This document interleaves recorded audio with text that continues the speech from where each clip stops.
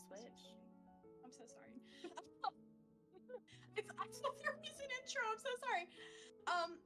The intro probably already went. Hi, everybody. Welcome. Welcome to the Lost Caravan. I am Switch. I will be your keeper for this evening. This game of Call of Cthulhu, where nothing ever goes wrong and everybody will have a great and happy time. So we're gonna do some real brief intros. Starting with the person to my clockwise, which will be Cyberella. Hey, I'm Cyberella. I'm going to be playing as Dorothy, a photographer who's come to this party to basically just party. Yep. And Danny? Oh, yes, I'm Daniela everywhere on the internet. Tonight I'm playing Professor Juliana Harrow from Miskatonic University and beloved friend of our dear Magdalena. And Adrian? Everybody, my name's Adrian, and I'm just Sundance Kid 007 on Discord. I'm not on any socials. Today I'll be playing Winston Carlisle, who is a dilettante from New York, who's just like every good dilettante in the 1920s, very much into the occult and fine art too. Same diff. Yeah. And Danielle. Or I keep reading character names and forgetting which one is your name. Sam. Yeah, you're just throwing me my character name. Hey guys, I'm Sam. Sammy Scribbles everywhere on the internet. Tonight I'm playing Danielle, just to confuse everyone from Danny over there. And I am playing a PhD student who just wants to get her paper passed. And as I said, I am Switch, Switchel Sweets on the server and a couple other places. But really the only place I'm active is Lost Caravan. I will be I'm so sorry, I will be coughing a lot tonight. I deeply apologize. But I will be the ensemble cast as well as the hostess for tonight's festivities. Dr. Magdalene Ulbricht, PhD, decorated alumnus of Miskatonic University, preeminent expert on the East Coast in metaphysical anthropology, which I promise is a real degree.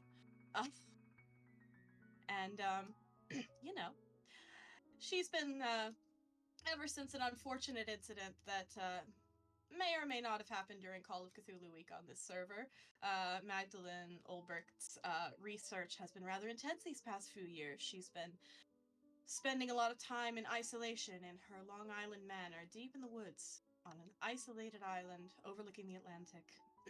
And it's very rare that people see her except on her terms, and so it was quite the event when suddenly invitations started to arrive to friends, colleagues, very distant relations, inviting them to her home on Hallows Eve for dinner, revelry, and masquerade. So, there are a couple of different ways that you might arrive to the good doctor's mansion. For those who take the more traveled path, it'll be quite a long drive from the nearest train station on the populated end of Long Island, several miles along the single road that runs the length of the island, and then a turn onto an unpaved back road for...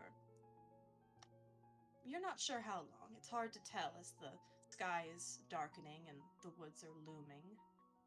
But eventually, you hear the sound of the ocean again, and you see her sprawling, ancient seaside manor that she's moved into. If you are not the type for automobiles, or you can't or won't drive, you of course have the option to arrive by boat.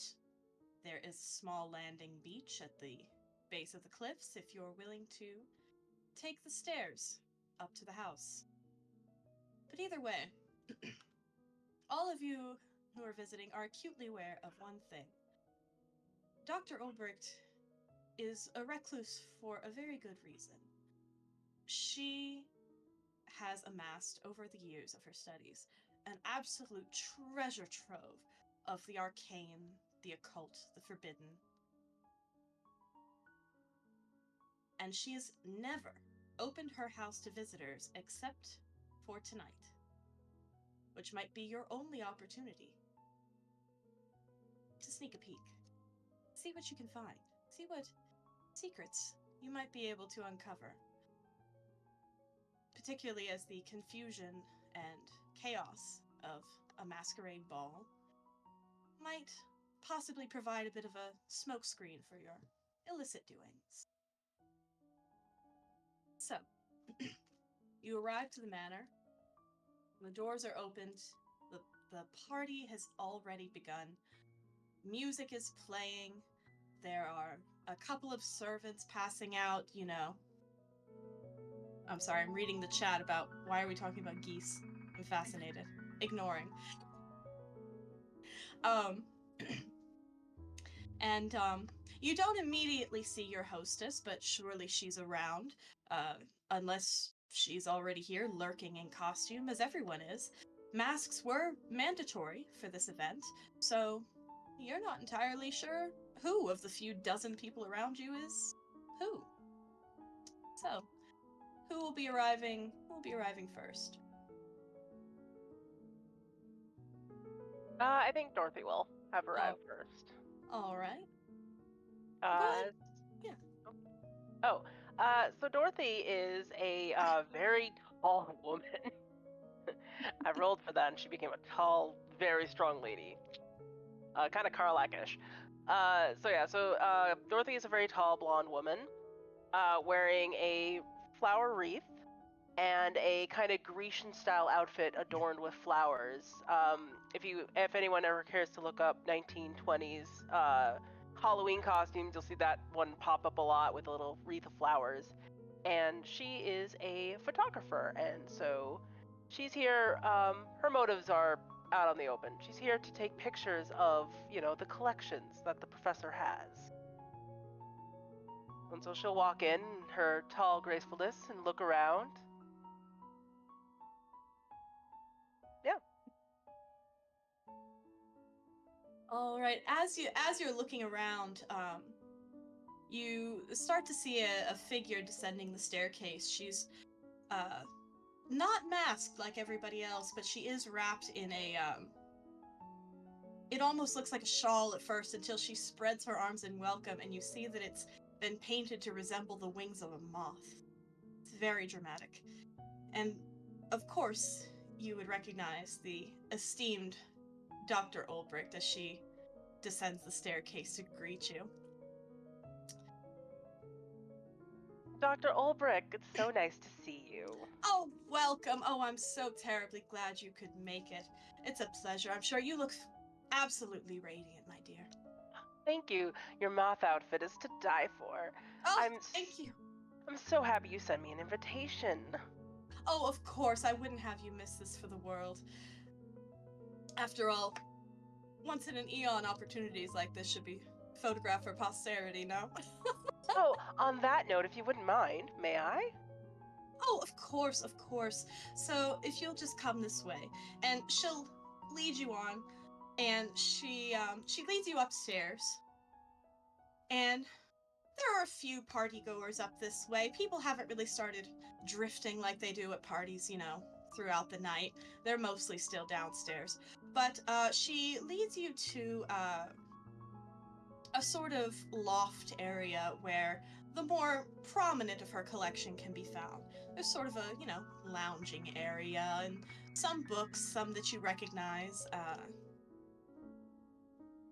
some, artifacts, ephemera, statuettes, fun little things like that. Glass cases with inscriptions inside of them, or strange shards of pottery. It's all rather fascinating. And notably out in the open. Okay. I want to take a picture. Dorothy will want to take a picture of the doctor first. Be like, if I may. Oh, right next to that piece right there in particular. Of course. And she poses very, very dignified and seems very comfortable with this event. Probably. I don't know how long a 1920s camera takes to actually take a photo, so They were pretty fast, except for they were recovering from the flashbang. yeah, I was gonna say. I Because think they my had those big flash. flash bulbs. Yeah. Yeah, I was gonna say that goes off, and then have to undo that and get a new one in, etc. Yes. So Now I'll be glad to leave you alone with these things, Dorothy. The only thing that I ask is that you make sure that everything is returned where you found it. I know that I haven't brought out any of my more prized possessions, if only because, well, you know how parties go. But oh, I mean, you have to be careful about them.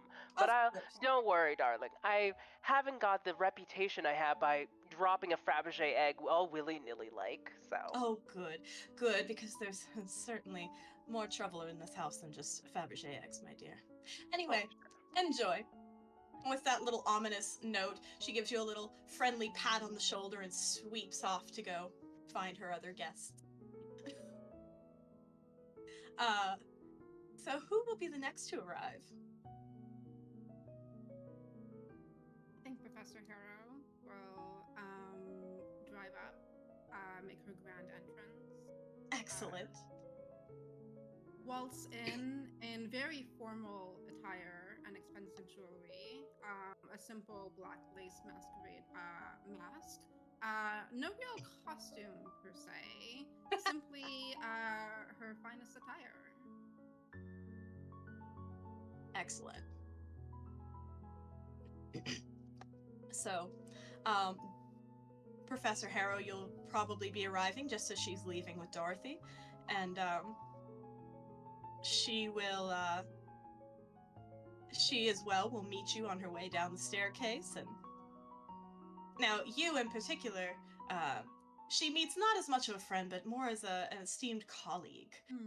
She is very polite in the way that she approaches you, and she raises and leads with her hand for a shake. Says, I'm terribly glad you could make it, Professor Harrow. It's an honor to see you again. The world.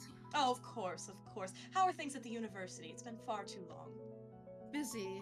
Far too busy for my liking. I couldn't even find time to put together a costume. I'm knee deep in papers. Oh, just tell people you're the queen of the night or something. All that opera stuff's terribly popular now. I'm sure it'll be fine. Anyway, yes, be sure to get yourself some drinks, some hors d'oeuvres, and all that sort of thing. They're coming around, you know. Of course. Wonderful. Thank you for your hospitality. I look forward to conversation throughout the night. Of course, of course. Now, listen, Juliana, Yes. I will say, I don't want any business talk. Do you hear me? Of course I know not. you're... I'm not Professor Hawkins, that old goose. Oh, I'm here goodness. for pleasure and pleasure only. Good. There's a reason I didn't invite Hawkins. I would have... Of course. I think I would have gone mad. Wouldn't want to All right, you well, on enjoy party. yourself, darling. I'll be around. Will do. Thank you. Certainly. Also, we have a goose. We have a goose user. What was that, a hero point? Excellent. And let's see. And how will the others be arriving? I think that Danielle will be arriving in a taxi. Excellent. She's a poor PhD student. Upon closer inspection, her outfit looks amazing, but you can see that many of the beads on her dress are missing. It just looks secondhand if you're a little bit close, but from far away, fantastic. She doesn't step with quite the same confidence as Professor Haru, who had gone in before her. She seems amazed at the finery of this building as she steps in, just awestruck at being invited to a place such as this. And one thing notable about your drive up, the cab driver was very reluctant to take this road in the first place, and pretty much as soon as he was able to drop you off, he sped off, kicking up gravel as he peeled out of the driveway. Not entirely sure what that was about, but given Dr. Ulbricht's reputation for being a bit of a spooky person, it's possible that they may have just seen the giant mansion infested with ghost researchers and decided this was not the place to be after dark. I'm sure it's Yeah. fine. It's totally fine. Good thing you drove away so fast. Now I don't have to tip him. I love that for you. Um, Gotta save every penny. Yep. As you enter, and you're sort of astounded by this this house. It's fully electrically lit. You can only imagine what that must cost with Oh my how gosh. far away you are from the city. And there's been live music hired and servants, and it really is quite an elaborate affair. And everywhere you look, even the serving staff are masked. There's not a single bare face in the room, not a single recognizable person, except for one unmasked face, which you would remember very closely from a lovely afternoon a couple of months ago, spent in the library vault at Miskatonic. You remember Dr. Albrecht, of course. Oh my gosh. Yes. She's currently, drifting between little groups of guests making idle chit-chat. It wouldn't be terribly rude to go up to her and introduce yourself again. Okay. She definitely has to teeter. She's like, okay, can I go? Okay, wait. Nope, she's talking to someone. Okay, now this is my chance. Professor Ulbrich. She does one of these very very theatrical turns where it's the shoulder first and then. Oh, my Oh, gosh, good she's so cool. evening. I wasn't sure if you were going to make it. Hello.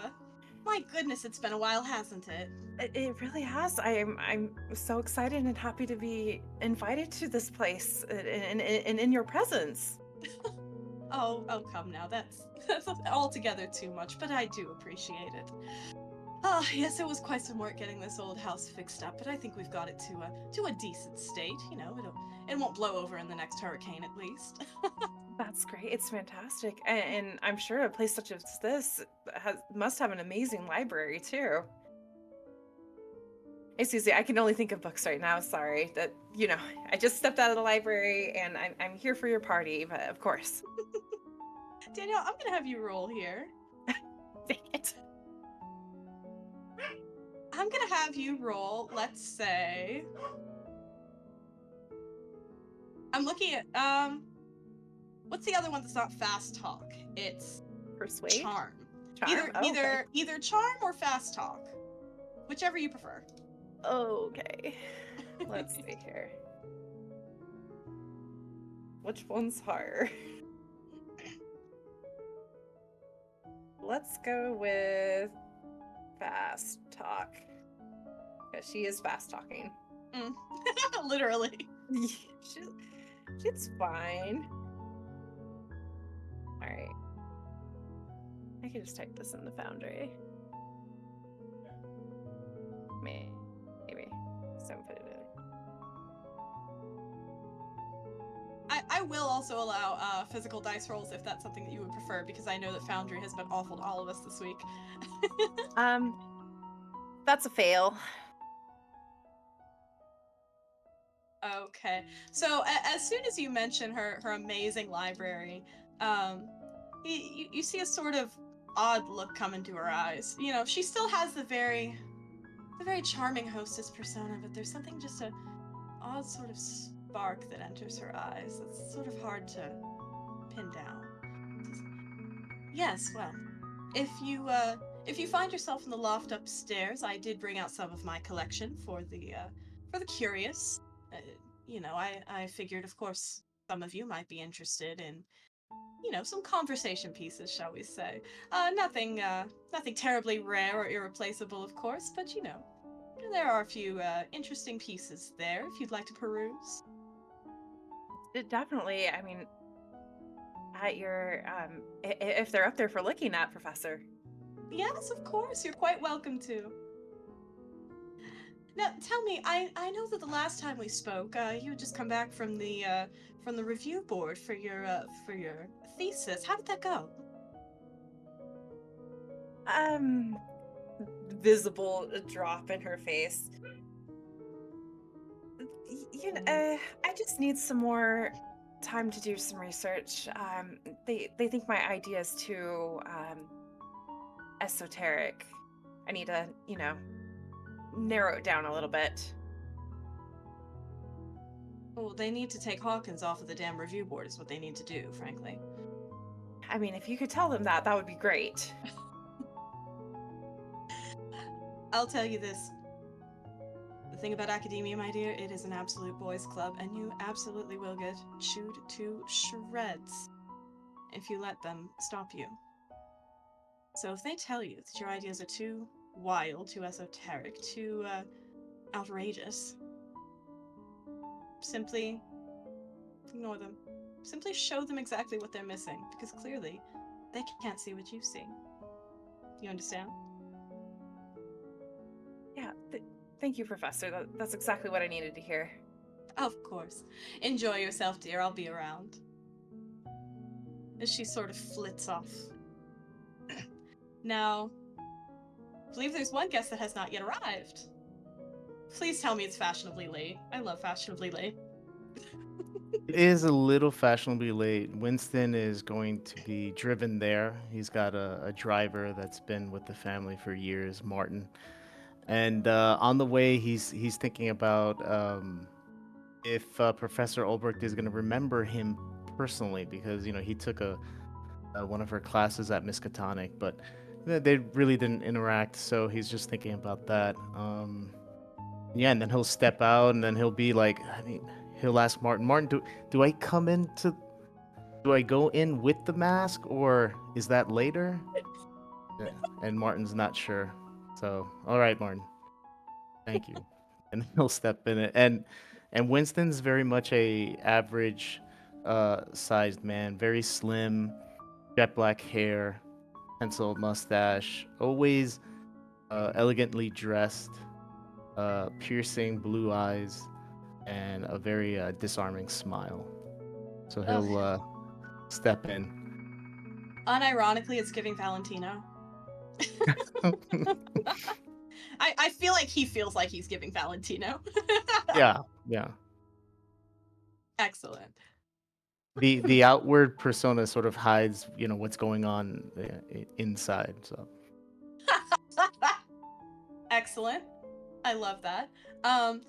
As you enter, it's been a little bit. Of course, you are a little bit later. The party is starting to. The energy is starting to rise as people are having a couple of drinks, getting a couple of snacks. The band's had their warm up. They're playing, and but even then, as you're entering, a few people near the door sort of turning to see the newcomer, and sort of behind their masks, you can sort of see them visibly looking you up and down and sort of appraising you, like. Hi, everybody. I'm not too late, am I? Haven't started the festivities yet? There's a couple of laughs, and a lady near the door, who is clearly having a grand old time, leans back to grab a champagne glass from a passing tray and swings back around and hands it to you. You have no idea who this woman is. Thank you. So, where is? Have you seen Dr. Obrecht? Have I seen who? The doctor, the good Dr. Obrecht. Oh! She's sort of shouting. She is shouting over the music a little bit, but she doesn't really need to. She's probably more shouting over the champagne bubbles. Oh, Dr. Ulbricht. I think I just saw her upstairs. I think she just went upstairs, sweetheart. Yeah. Okay. Yeah. All right. Thank you. You don't have to shout. The music's not that loud. Thank you very much. Okay. We'll see you later. Love See you. ya. Again, Oh. no idea who this woman is. Right. Yeah. Oy, okay. Winston is a little shocked at a woman like that she would be in such a at such a party. And so Winston will slowly go up the stairs, looking around to see if he sees anything interesting. Mm-hmm. So Winston doesn't see the doctor right away. people are definitely starting to, kind of spill out, kind of move around the house as people do throughout the night. And there are a few people lounging up in the loft and peering at the glass cases and stuff, where all the little, bits and bobbles of, unknowable things are being kept. That appears to be the most thing that's going on here. Wherever the doctor has actually gone, not totally sure, but there's a few people you might ask.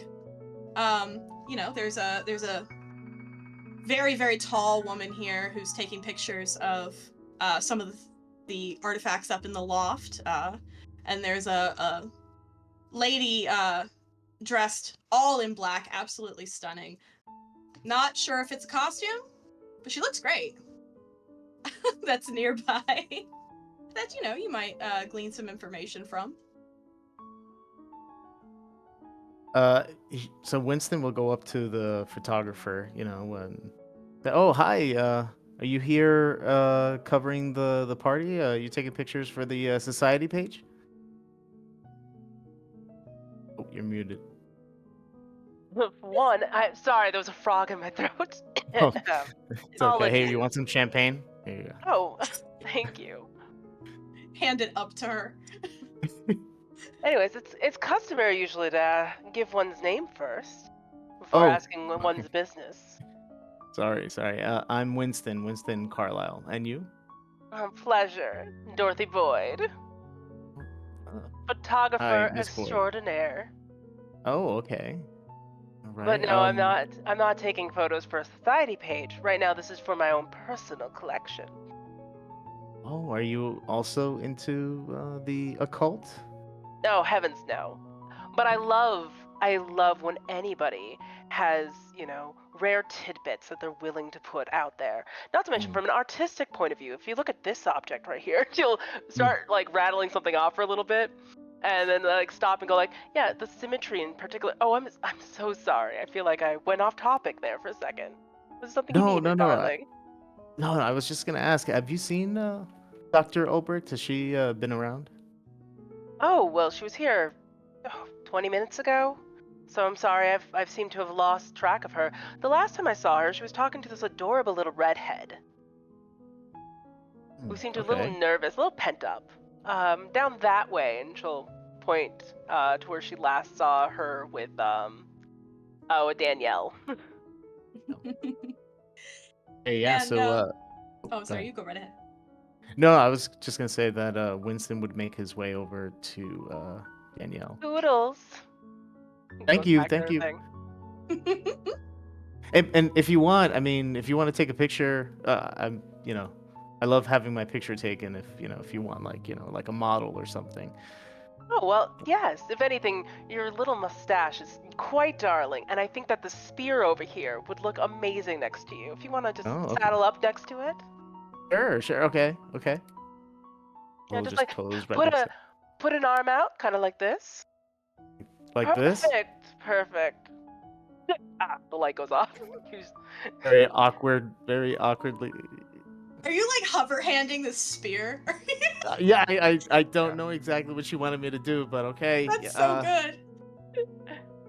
Okay, I hope that came out well. Oh, well, I'm very good at my job, so I assure you it will. Okay, thank you. Good luck finding the professor and all.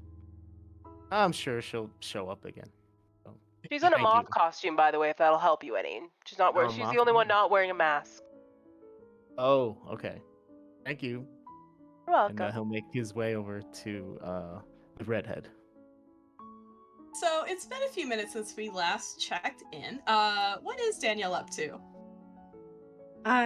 So there's servers walking around with food on platters. Yes. She's just grabbing them anytime they walk by. And so I think right as Winston walks up, she's stuffed something right in her mouth. Little crumbs, yeah. Please tell me that you have a purse, because any of my college friends, someone had a bag. Well, it's more of a clutch, because she thought that looked fancier. And things. Yeah. For later snackadoos. Later snacks. It's an evening bag, but the evening is going to be tomorrow evening's lunch / or breakfast. dinner. Yeah, Depends on how much she drinks, what time she wakes up. truly. Mm-hmm. And Winston So- will say, "Oh, I'm sorry. I'm sorry. I didn't mean to catch you up. My name's Winston Carlisle, and you are Hold on. Danielle. Danielle. Hi. How are you? And what brings you here?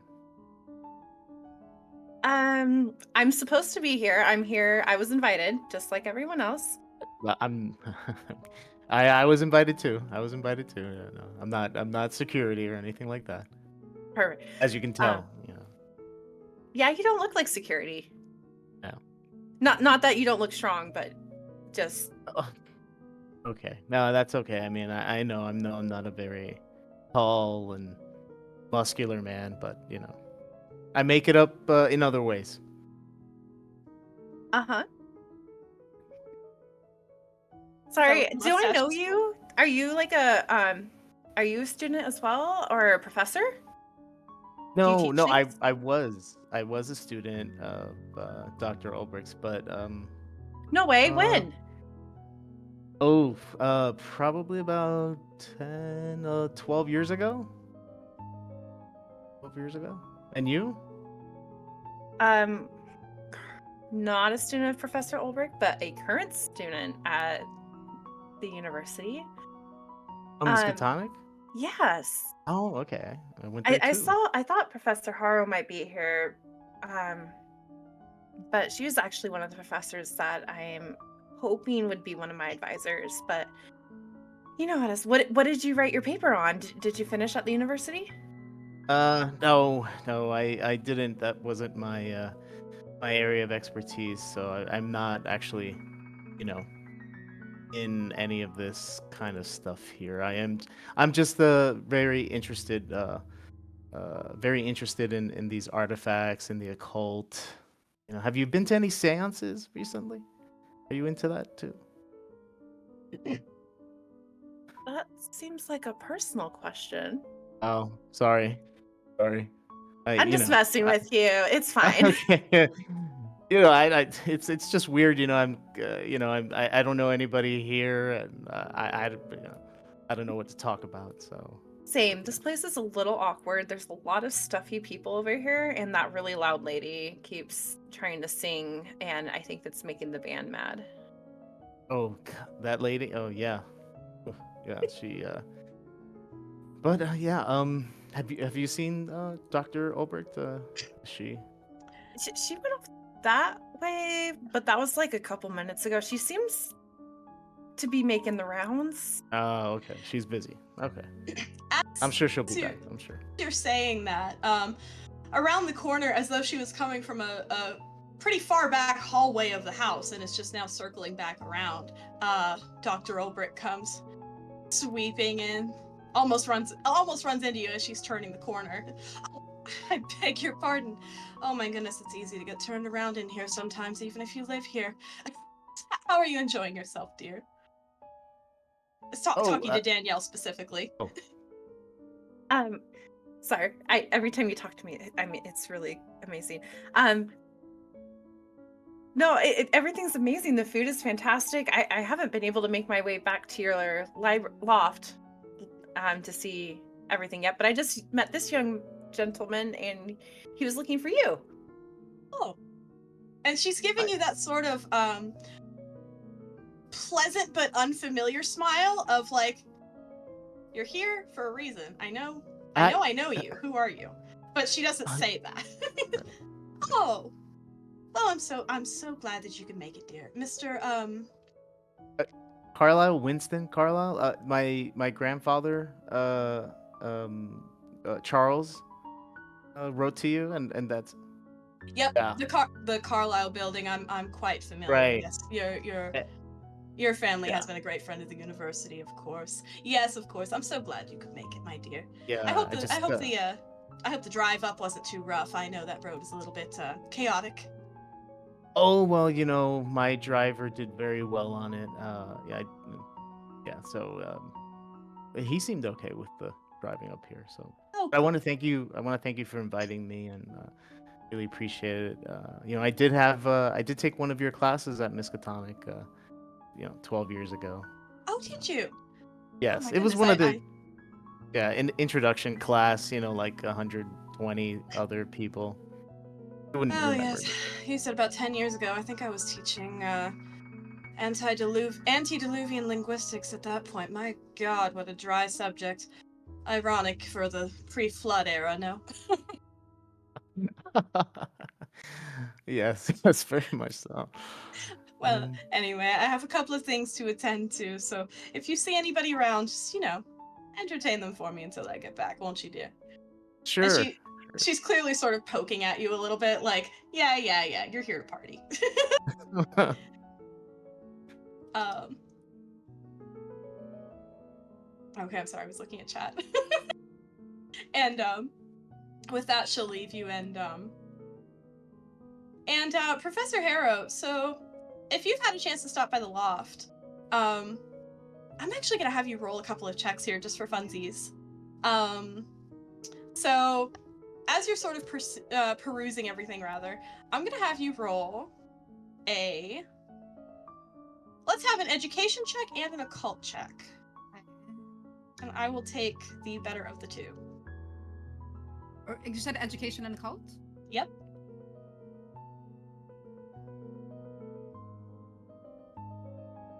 So, you definitely recognize a lot of the things that she has out. They're not unusual things necessarily for the field you're in.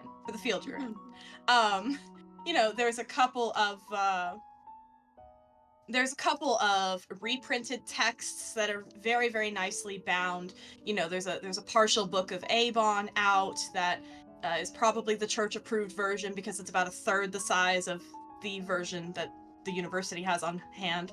The pottery shards have beautiful antediluvian hieroglyphs on them. They're fabulous. They really are. But you're noticing that there's not a lot of actual stuff out here. It's all very cool little things, very cool looking things. There's not a lot of substance. You would be bored very quickly, and you would be well aware that she has put on a very good exhibit to entertain people. Presumably, you would know this from your education background, presumably because she really doesn't feel like explaining her actual work to them, so this will do just fine. I understand. Mm-hmm. I'll begin to just casually make my way through the house to see if I notice anything that might be piquing my particular interest more. Mm-hmm.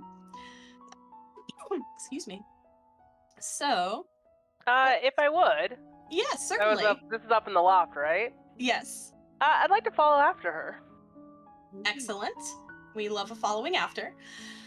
So as you two are sort of roaming around, I'm going to have a spot hidden check from both of you, please. Just because I like having dice decide things. So, Some dice for me today. I'm scared. What? Nope. well, fortunately, Dorothy, you at least spot Juliana, so you're good to follow her. But you're not really sure where she's going. She appears to you to just sort of be wandering around the house aimlessly. Juliana, you've been keeping note of where Dr. Olbrich seems to be going in and out of a fair amount. You notice that she's been going down the same sort of out of the way hallway quite a few times. In fact, she almost ran into your PhD mentee a couple of minutes ago, just coming out of there. It's sort of odd because it's absolutely away from the party, so maybe there's something fun down that way. I'll make my way casually. Do I notice that I'm being followed? You know what? Am I being stealthy? I'm a really tall lady. I want nothing more than the tall lady in a white dress adorned with flowers to pass a stealth check right now. I did put some points into stealth, so I guess let's find out. Yeah. Professor Harrow, you don't see shit. You I like am the night.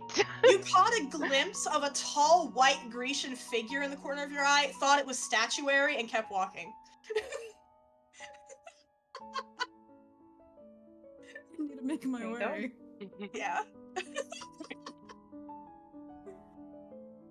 So will you keep making your way downtown? Walking past the beautiful Grecian art here. You know, to give our audience an idea of like the size thing, my size on Dorothy is a 90. So she's like 6 foot tall, probably. She's tall. I Tall. hope she's wearing heels too. She is. I mean, Yes. granted, 1920s heels aren't that much, but like, They're not. another good couple inches at We least. respect the effort. Yeah. We So she's respect pretty the tall. audacity. Yeah. And well, 90, and then what did you roll for strength? That was also like 85. yeah. So she's also ripped. Mommy? Yes. Sorry. No, that's correct. Okay, So- Danielle hasn't met her yet. Wonderful. So what will folks be doing around this current situation here? Well, Winston will be fiddling with his coat pocket, taking out a list that his grandfather gave to him, a list of things to check out. So he'll be just like looking at that and then going around the room and see if he sees anything of interest. So, if this is to do with our planning that we did, I'm just looking over our lovely little notes here. And I'm going to have you, because I feel like being annoying and making people roll lots of things. That's fine. That's fine. Because you're perusing somebody else's collection, I'm going to say let's have occult and let's have library use. Okay. Here's my cult. Library use. Oof. Oh. Oh, those are skull. Yeah. I don't know that I've ever. No, I've definitely seen somebody roll a 98 before. Not in a while. Winston, you are looking and, squinting at labels, and flipping through, reprinted books. And, these do look pretty spooky. Yeah. You recognize some of these words. Ooh, that's exciting. I'll pull a couple out and I'll just like drop them on the floor and be like, oh god, Jesus, and just like quickly put it back. Oh man, this is gonna be much tougher than my grandfather said. God damn, where do I start? I'm gonna have you also roll a spot check for me, please. Okay, let's Just see. since you Come are on. actively looking around. Okay, not bad. So, you notice there were people in this loft a minute ago. They're not there now. You look around and you just happen to see the tail of the train of a long white dress flitting around a corner, as much as a Amazon can flit. And it's definitely away from the activity of the evening, which is interesting. Hmm. It looks like it might be the lady that you were just speaking with, the photographer lady. Maybe. Who knows? Yeah. So Winston will see that it's only him right now, or is it him and Danielle still in here? Is Danielle hanging out in the loft? I think Danielle wanted to go down the hallway that Miss Ulbrich almost ran into her from. Oh, excellent. Wait, so did you go right after splitting with Winston? Because that would put you ahead of your PhD mentor and the photographer. Yes. Excellent. So we will. Snacks might be there too. Yes. So Winston, so if you are set in your path, Yeah. Then I think- I'd look around and be like, where did everybody go? And then I see the tail end of the photographer, so I guess I'll head out there. I guess everybody went there, huh? Watching my tail, huh, as I leave? Listen, everybody's looking at the tail end of the photographer. So with that, I think we'll come back to our lead horse in this race, which I believe would be Danielle.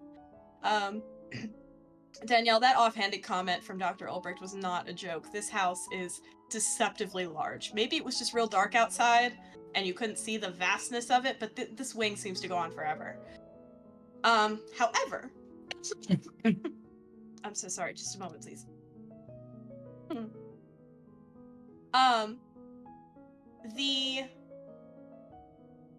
A lot of these rooms, you know, you might sort of recognize. They almost have the look of, like, you know, hallways leading to guest rooms and things like that, which makes sense, you know. It's one of those old kinds of mansions that for some reason has like 12 bedrooms in it for whenever people want to stay over. But then there is suddenly this large set of very heavily carved double doors with a big, heavy brass lock on it. Can I listen real quick to make sure no voices are coming from inside? You can absolutely roll a listen check.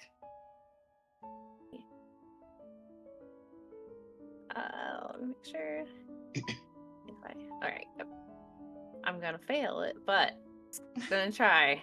You don't know I'm sure that. the music is rolling up through the hall. Oh yeah, I know. Yeah, you know, it is still pretty loud. You know, it's the jazz age. You know, those trumpets are really loud. You don't hear anything. It sounds like you're all alone here. Okay. Let's try and open the door then. All right. So, casually trying the door, you do find that it is firmly locked. But it does have a fun little, you know, gigantic keyhole in it for, like, you know, the butler's fancy house keys to go in. So, you know, that's there. Pull some bobby pins from her hair. Can I do locksmith? You can try. Okay. Do I even have anything in locksmith? Hold on. I No. mean, There's a technically you have 1% one. chance. Technically you have one. Okay. You can But do it, I believe in something you. bad happen if I fail. I want to point out too, that wait, do we have luck points? I forget how those work. No, it's, Oh yeah. yeah, you can Yeah. burn luck points to Yeah. get yourself closer to a success if it ends up being like close. Okay, so what if I burn? How many luck points do I have? Can I burn 95 luck? No, I only have 65. You bend down to the level of the lock, and you're kind of fussing in there with your bobby pins, and one of them falls inside the lock mechanism.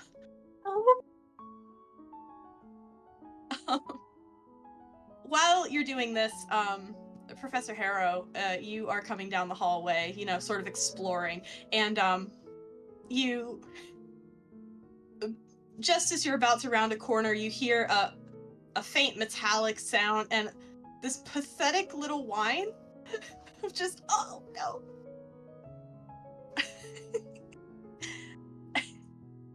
As I turn, do I recognize who it is? You absolutely recognize who it is. You'd know that red hair anywhere. It's only the girl you've been meeting once a month for how long? Your PhD mentee. More like once a week. Once a week. Thank you. I'm not an academic. I didn't go to college. Stop.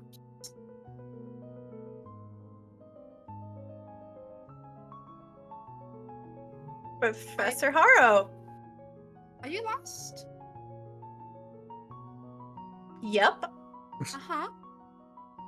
Mm-hmm. I Pray tell, thought where that you this headed? was the library. And you found your way here. Yes, I thought that this would be the library. How peculiar. While this is going on, I would like Dorothy to please roll me another stealth check. You are well within, like, you can at the very least hear this conversation, I'm sure. I just want to know whether they can see you. They can see me. I'm very out in the open right now. You're like, you've been leaning in slowly as you're listening. No, Like, sorry. there's me. No, I know what I did. Yeah. Click. Please. I took a picture. Yes. It was just such good dramatic framing. This isn't a crime scene. I'm sorry. Not She yet. turns to the photographer. Can we help you? Dorothy Boyd. And you are? Professor Harrow of Miskatonic University. Why, pray tell, are you taking our photograph? Well, because I'm a photographer. I doubt this is a purely cinematic scene for you. Oh, you didn't. Oh, I suppose you didn't realize because you weren't from my point of view. The two of you just framed there in front of the door? It's actually Sure. Are you positively looking- gothic. Are you looking for something in particular? No, not really. I just saw you kind of skulking off, and I got interested in that, and now you found this adorable little redhead that I saw earlier. Hello. Hi. Got a name, Okay. sweetheart. I forgot. Danielle. Pleasure to meet you. No, continue on with your little scene here. If I see anything else that looks very photogenic, I'll just take another photo. Just pretend I'm not As you say here. that, We as you say that, need- Winston starts to catch up. Oh, I didn't realize we're conducting our own little party back here. Mr. Carlisle, pleasure to see you again. Yes, Miss Boyd. You can see the whole gang is here. What are we all doing out here? Anything Have you met Professor Harrow? I know that you talked to Danielle earlier. Yes, I met Danielle. No, I haven't had the pleasure. Dr. Harrow, I'm Winston Carlisle. Pleasure's all mine. Why are we gathered here in this little hallway? Why, sweetheart, Oh. it's a party. Why wouldn't we be gathered here? Also, Yeah. by the looks of do you see Danielle here? Looks like there might be something interesting behind the door. Can you open the door? That would be Oh. rather impolite to our host, no? I mean, what's the point of being good at a party? Aren't you interested? Professor, aren't you interested in to see what her other collections are? She's got a cute display out there on the loft, but even she admitted to the fact that it's not the good stuff. Of course not.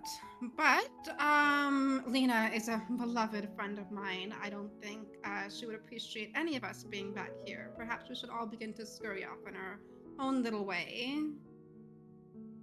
Where's the fun in that? Yes, exactly. And then Winston just burrows right in and tries to open the door. Sir, I'm sorry, what was your name? Winston Carlisle. Mr. Carlisle. just get I do this not door think this is open here. appropriate. We The door's not she- budging at all. It's rattling. it's not No, not in the slightest. with my 35 strength. I'm trying to open up that door. I also do not have any lock picking, Right. but yeah, I want to see what he does. Please. Come on, Winston. Danielle's gonna step back. What is holding this door closed? A lock. A lock. Genius. Oh. Wait, oh, I didn't see. I just thought, we were just all out here waiting because I don't know why, but okay. Anybody Mr. pick this Carlisle- lock? Yeah. Yes, the Professor Harrow. No, I'm just curious. By the where way, you someone- do look very beautiful in that black dress. I don't know if anybody told you. I'm flattered. Thank you. Can I try And the he door? gives me that smile. Yes. You Okay, absolutely may try the door. I want to muscle the door. Can I muscle the door? You're gonna muscle it? Roll for Yeah. it. He muscles me out of the way first. Oh no. 100? Seriously? Foundry, what the fuck? I just want to point out. You just know wanna what? point out- I have a hero point. I'll donate it to. I forgot about hero points, you guys. I will take that hero point. Thank Yes. you. Go Yeah. for Dear it. Lord, that's better. There we That's go. better. So, you're a little bit smarter about how you jimmy the lock. You know, it's sort of more like an up and down, you know, like a rattling around thing.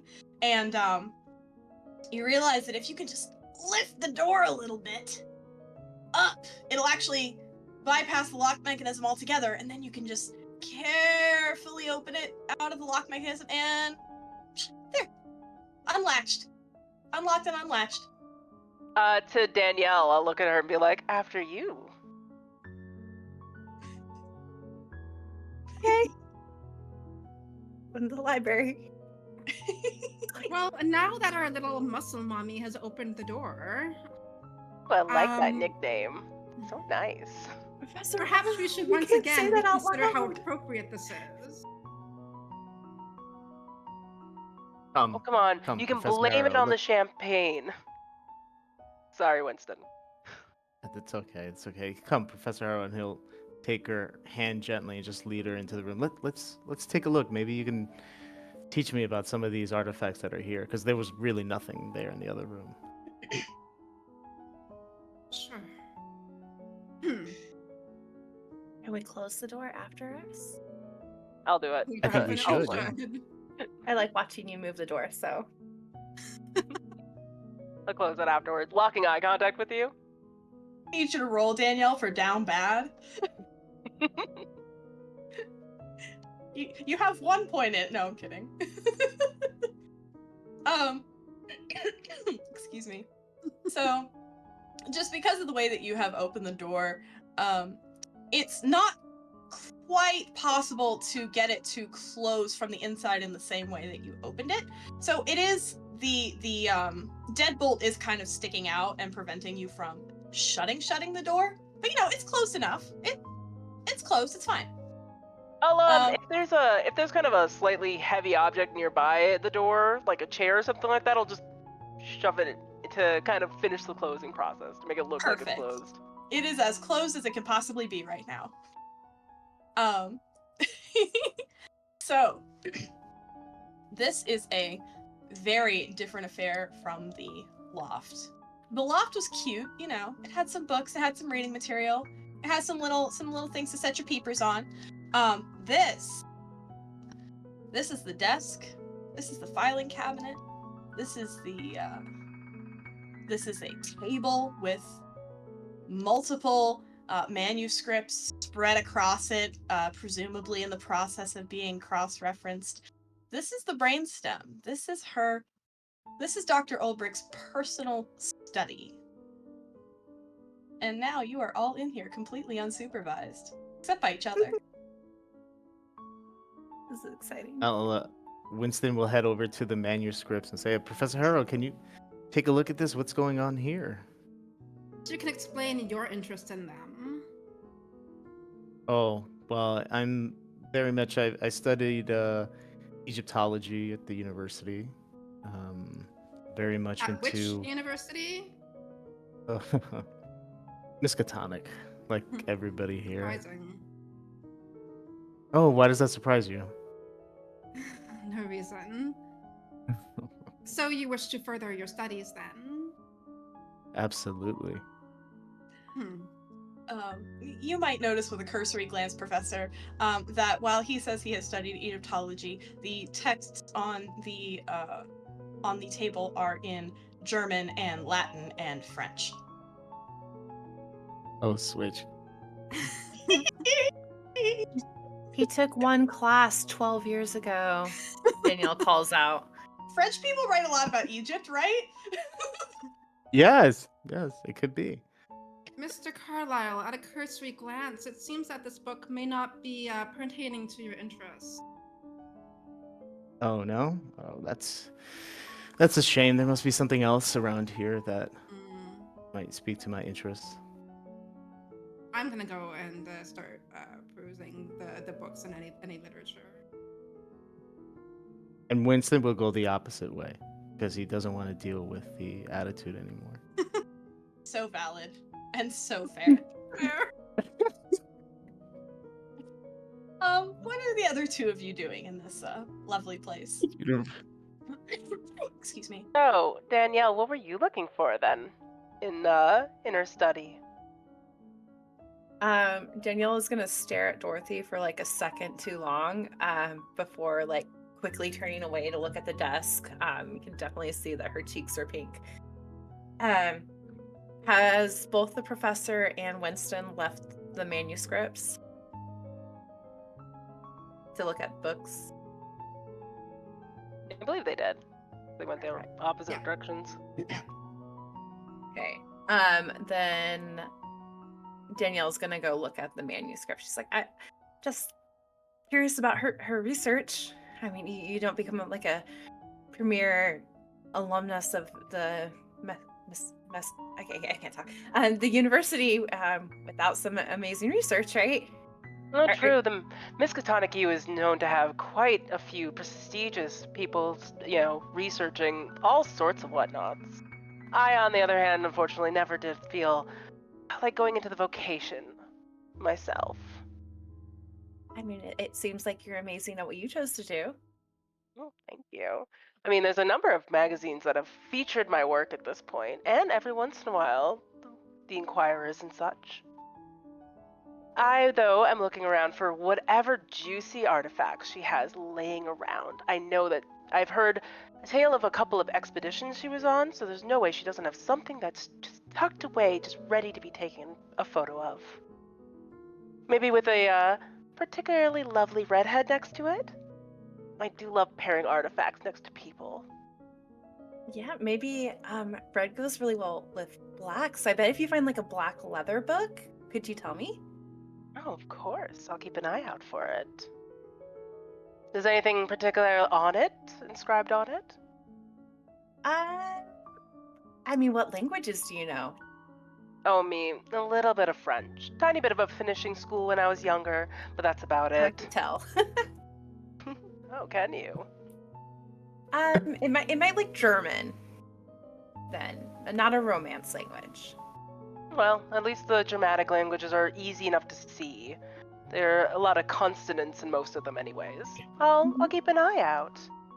But I'll leave you to, she'll run a finger along your arm. Peruse at your leisure. Okay. And she'll turn and start kind of looking around the room. So, somebody pointed out we're getting Gwendolyn Christie vibes, and yes, that's correct. Yes. Gosh, my heart. Maybe I could read. Do any of these papers say anything? Are you looking at the table? A manuscript? Yes. Okay. I am gonna have you do an education check. Oh, I'm good at this. Maybe. Maybe. Not Dice. right now. I feel like I should like. Can't think. Roll it. Education. Ooh. Uh, At a -2 because she's nervous. Okay, no. That is okay. You still pass. So, as you're looking over these manuscripts, you realize that some of them are typewritten copies that were probably done by, Dr. Ulbricht herself, and they've got all sorts of scribbly little notes all over them in the margins. It almost looks like she's cross-referencing multiple copies of the same text. She's got her copy that she's typed, and then she's got a Latin copy here, a French copy here, her German typed one here. And she doesn't have them all labeled, but scribbled on the top, like the top page of the German typed one, is a phrase that you definitely recognize. Unaussprechlicher Kulte.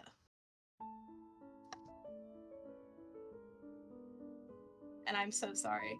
I promise I know how to speak German. That pronunciation just got meckled. Does it reference anything else, or like where it could be, or is this just like her typed version of that text? This appears to be just her typed version. The notes. Now here's the thing. The What notes are the notes? also. She also just has the word black V, like black V, written on there.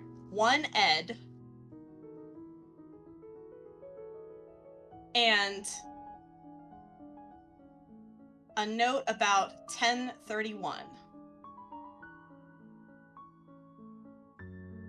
It's worth noting. Oh, sorry, go ahead. Oh, Danielle's just gonna look around real quick, see if anyone's looking at her, and just kind of like take that page, fold it up, and put it in. Are all the pockets full of food? I don't want to get food on this. I was nope, about to say. Listen, Yeah, you can going in use the shirt. use. It's going Yeah, I in was the gonna say dress. use nature's pocket. I was gonna Yes. say, you got a girdle, use it. Using the girdle. Heck yeah. 'Cause don't want to ruin the food. No. Or the paper with the food. So how is the exploration going for everybody else? I believe Dorothy's probably found some very interesting things. If you would entertain me with a, what do I want to make you roll today? You know what? You're looking at it with a photographer's eye. Let's get a photography check on that.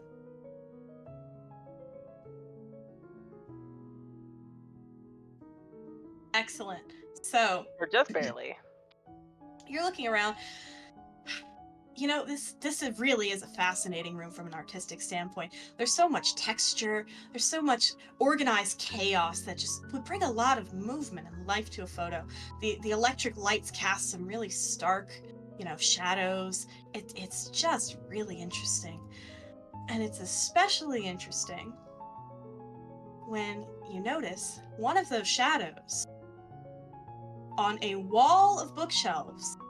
There is a stark shadow right on the edge of a bookshelf that shouldn't be there if the shelves are built like shelves are supposed to be built. It's sticking out a little bit at a funny angle, just a bit. But with your lighting experience, you notice, and that's weird. Oh, well, I seem to have found something a little interesting, I think. I think our dear Dr. Ulbrich might have a secret door. Does anyone else want to check it out? That's exactly what I was looking for. I mean, we've already Yes. gone through one door. Why not another? I love this idea. Yes, And let's go. I'll go inspect the seam. All right, I'm gonna be a jag here. I'm gonna have you roll again to inspect that seam, and we're going to do a little bit of. Let's do an appraise. An appraise check. Okay. Let's see. I will use 2 luck. I was gonna say that's within luck to make points. it a success. Yes. Yeah, I'll use 2 luck. All right. So you know enough about shelves to know how built-in shelves work. The piece of wood goes all the way across. This is very clearly not that. This is very clearly somebody has built another shelf that is not attached to the wall.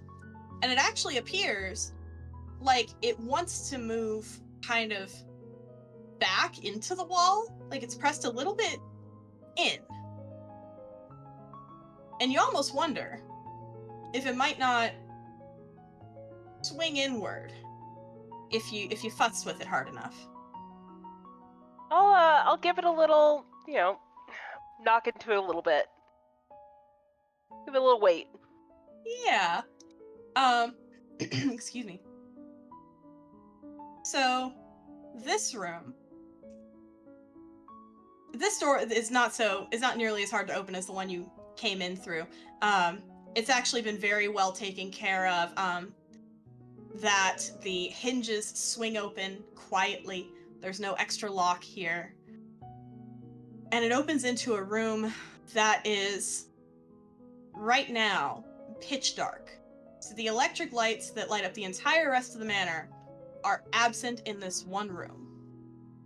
So you only have a sliver of light coming in from where the doors opened. I will feel around and see if there's a switch on the wall. You don't feel a light switch. Okay. Then I will do the next best thing, which is flash.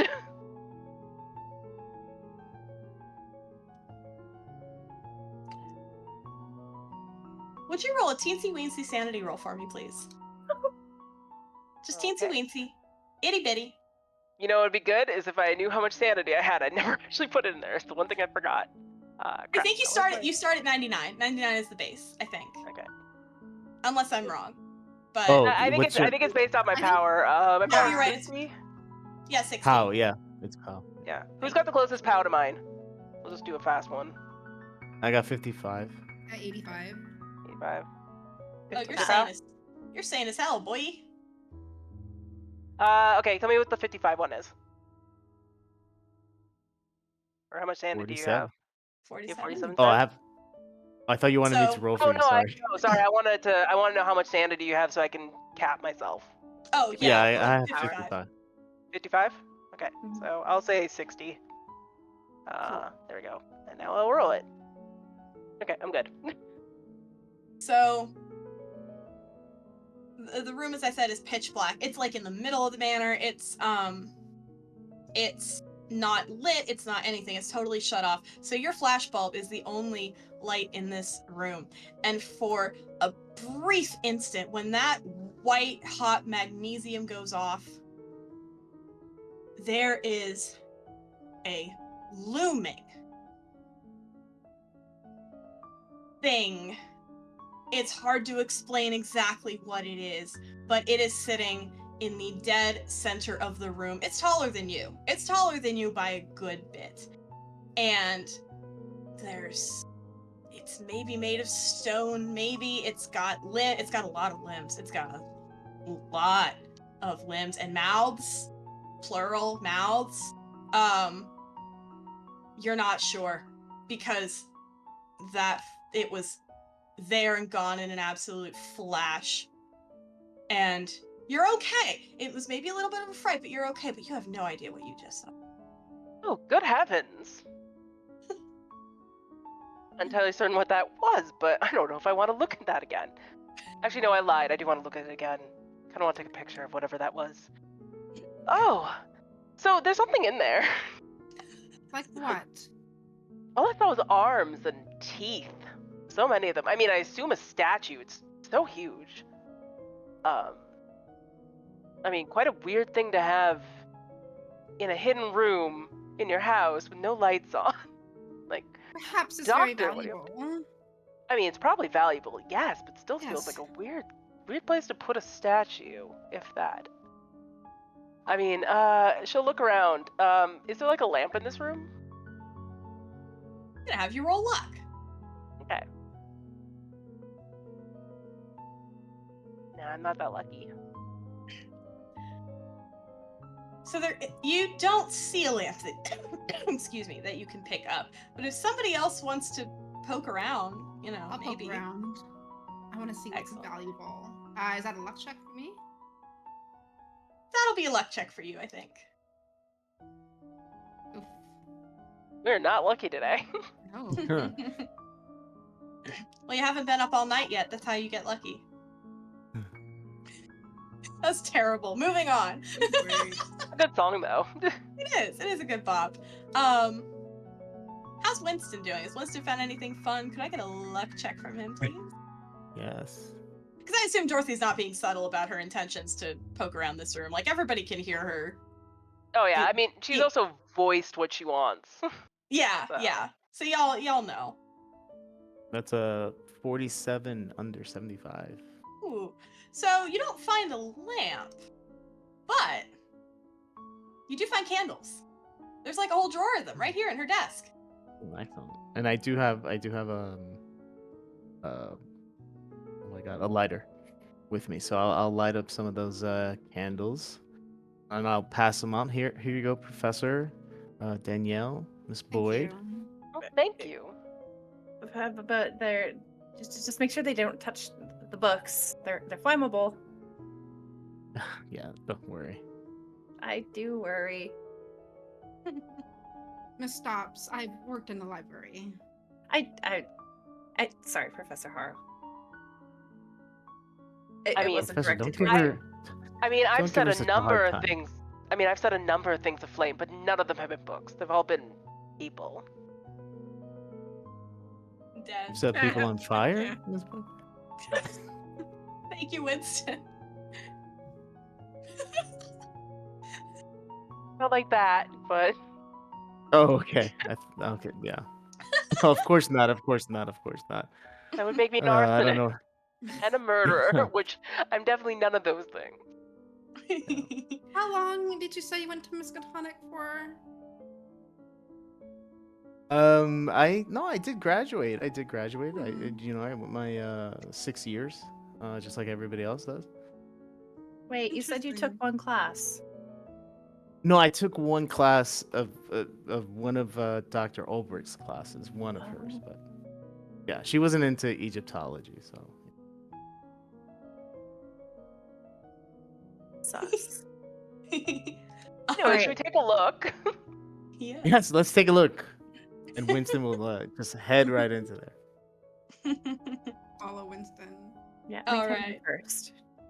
So you go into the secret room with your flickering candle flames, and you see in the dim light what Dorothy was talking about. There is just this massive column of stone in the room that is, well, it's a stone. It's not a stone that you recognize. It's kind of this weird greenish, bluish, grayish. It's very strange. The statue itself just about reaches the ceiling, and it's, what the hell just fell? Oh, my hat. It was so surprising. It knocked the hat right off of you. It sort of appears as this. The bottom of the statue has these sort of very crude shapes of maybe cloven feet, maybe, but they don't seem to be attached to legs. They just kind of morph up into this spiraling mess of big, long, jointless limbs, and along the body of this thing are, wherever one can be fit, a large mouth filled with sharp teeth, and the way that the candle flames are flickering, you might almost think that the jaws are trembling, just waiting for something to fall into them so that it can close down on them. It's not what you wanted to see in a dark room. Mm. And as you look further, you see that even after the locked library, there's still more books in here. Specifically, a small shelf off to the side with a table laid out. You could call it a table, you could call it an altar. Maybe altar's the better word. Stone altar. The small collection of carefully chosen books nearby. Ooh, Seems so like who our here good wants? professor. Oh, Seems like our good professor's into some very strange things. I'm gonna take a look at this bookshelf here and see if there's any kind of I'm interesting. trying to beat Winston to the bookshelf. We're all I'm just- scrambling to the Going bookshelf. there first. I'm looking at the statue and I'm like, so who here wants to bet that our, Dr. Ulbrich sacrifices something to this? So, you know Do we what? feel like chickens? Chickens or goats? What does this thing feel like? This is some sort of a ritual. She's an academic. These are purely some very interesting things to study. He's an academic into the occult, honey. Like, Why? Goats or I don't chickens are the question. sacrifice anything. yes. I'm gonna have both Damn it. Winston and Danielle roll me opposing track checks. because track is a skill that exists, and I've never seen it rolled before. And also, you're running. I think Professor Harrow was trying to beat Winston. Oh, Professor Harrow was, excuse me. I wasn't looking Danielle at is still in shock at the statue. the... Understandable. Didn't notice books yet. Okay. Oh my Juliana rolled a God. 49, and Winston rolled a 10 and passed. Winston, 10? you have first pick of whatever Tiny you but want to poke at. scrappy. Professor Tiny Okay, Yeah. here. I am He Should like you frame her? on-guard I am gonna pick the oldest looking tome. All right. That being said, I'm also gonna have you roll a straight dexterity check, please. Oh no. Don't worry about it. Don't worry about it. I'm gonna So- use 2 gonna luck. use 2 luck to bring Yeah. that up to a 50 to pass. Yes. All right, so that barely passed. So you go pushing past Professor Harrow. You reach out for the most ancient-looking thing on the shelf. It's kind of papyrusy. Papyrus is old, right? You grab it, and as soon as you start to pull at it, you can feel the binding starting to crumble in your hands. No. So you have to slow down, and you have to gingerly pull it out of the shelf so that you can set it down somewhere and look at it. I'm gonna set it down on the I'm gonna set it down on the altar there. Oh yeah, you library workers are just... this is hell. So sorry. Be careful, Mr. Carlisle. He took one semester, one class. So, if you're examining the book, let me see, what languages do you speak, Mr. Carlisle? You speak. Oh, just your regular English and Egyptian. Cool. You don't know, you can't understand a daggum thing written here. Oh God. It's all Greek to you, so to speak. Would somebody mind coming over here? Literally. I will Yeah, go I don't over seem to- and try reading it. Okay. I know Yes, English thank you. and Latin. You also, with those two, you also would not recognize what this text is written in. However, you can roll me either an education or an occult check, your choice, Professor. I mean, she is a doctor. Ooh, You're right. 17. 17! Whew! Dang. There we go. Okay. So you've definitely seen translations of this before. In fact, you peer reviewed the paper that Dr. Ulbricht wrote on this text. It's a hieroglyphic language that cropped up that was found rather in some old thought to be druidic ruins, thought to be old ritual sites of possibly old druid settlements. She was the first one to translate anything meaningful out of it, and at the time, her findings were groundbreaking, but incomplete. And also, you don't recall her having the damn thing. In any fashion. Nobody ever saw this thing. And now it's in her house. In the secret spooky statue closet.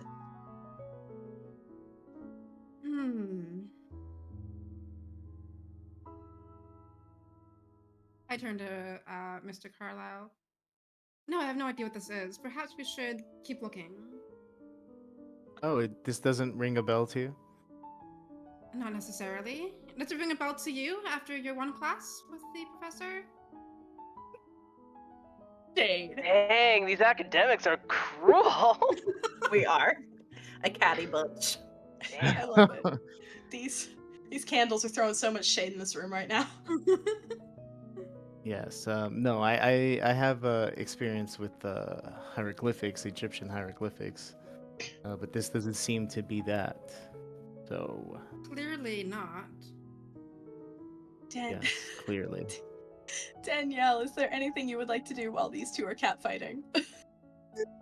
So I think Danielle has wandered closer to the statue, and after Dorothy's comments of like sacrifices and stuff, she's gonna do something really stupid. Oh, good. And she's like gonna pull off her glove, and she's gonna stick her hand in one of the mouths to see if there's like blood in there. I love that for her. I love that for her. I love that for her. Oh my god. Oh my god. Oh my god. Hang on. There's Let me also figure a out- picture taken at this moment. But she's you like looking at. should. That's She's so also good. like trying to impress Dorothy. She's like, well, maybe there might be bones inside. I could like grab them out, and you could like arrange them for your picture. You know what? We're gonna have you roll. Oh golly, what do I want to have you roll? Wait, I'm looking at Danielle's sheet, right? Yes, good. You can just We're use gonna have the you villain roll. point. We're gonna roll luck again. We're vibing with the luck. I think I am. Maybe. I'm having a great time. Actually, you know what?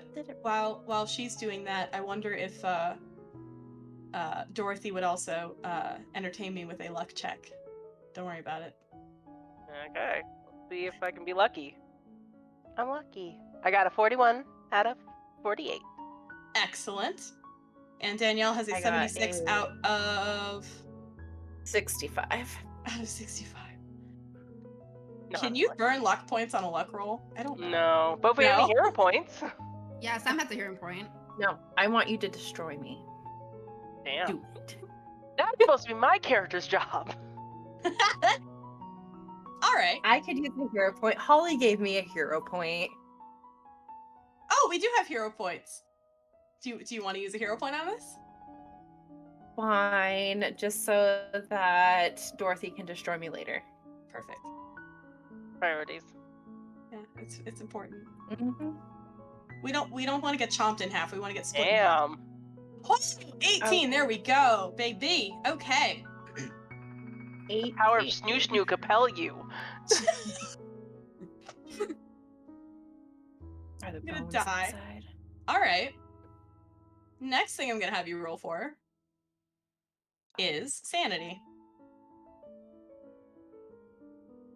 Yes. Let's see here. Sanity. Oh, I didn't put it. Hold up. Bum, bum. And for those of you in the audience, she's at a sanity of 55. Yes. Not terrible. If I can edit Doable. it. It says 99, but it's like a 50 Yeah, chance. you know. I rolled a 56. I should burn a luck. Mm-hmm. Yeah, you can do Except that. I like losing insanity. I don't want to. Okay, so we've got a failed sanity roll. Can you roll a One shot. D3 for me, please? Just a cute little D3. It's an itty bitty. 1d3. Uno. So, as your bare hand starts to touch this stone, the first thing you notice is that it doesn't feel like stone. It does for a second. For a second, it's that cool, kind of porous feeling of like, you know, maybe a pumice or a soapstone. But then suddenly, you can feel it give just a little bit. And it feels warmer. Not hot, but this mouth just feels soft, and it feels not like carved stone. And for just an instant, you feel like you actually do feel muscles starting to contract beneath your hand, and you could swear those teeth start to close in on your hand. Oh no.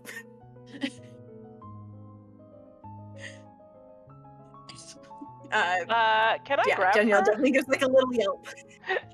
Yes. I know what you meant, but I'm picturing her jumping into your arms like Scooby and Shaggy. Yes. Yes. Kind of want to just Absolutely. like pull her back into my arms real quick when I hear her do the yelp. Yes. Like, are you okay? Just like looking at her. I think that thing's alive. Like legitimately, like it's something inside it is like alive. Like it felt like a mouth. Like, Oh. but not like the stone mouth that it's like shaped like, but like a mouth. Like if I put my hand in your mouth, like, but like I wouldn't do that. But I mean, not without watching like it first, at least. I don't know what's in there exactly. I don't either. But it was like a mouth. But what? Well, it's certainly weird that they got that sensation. Wonder how that happens. Anyways, you probably shouldn't put your hand in any weird statuesque orifices from now on, anyways. Well, at least not from that. It's like And because of that little yelp, I'm actually gonna have a... How do I want to do this? I'm actually gonna have a stealth roll from Danielle, I think. stealth roll. Yeah. What is my stealth? That's the thing I'm that you not used gonna to be pass super this. sneaky. Yeah, not pass. No. She just 40 yelped. There ain't no stealth. 42 does not pass. Alright. Is there anybody that would happen to be close to the door by chance? I went to the book. Okay, I'm Yeah, hiding Dorothy's arms. That's Yeah. some of my stealth. I'm kind of Excellent. preoccupied at the moment. Excellent.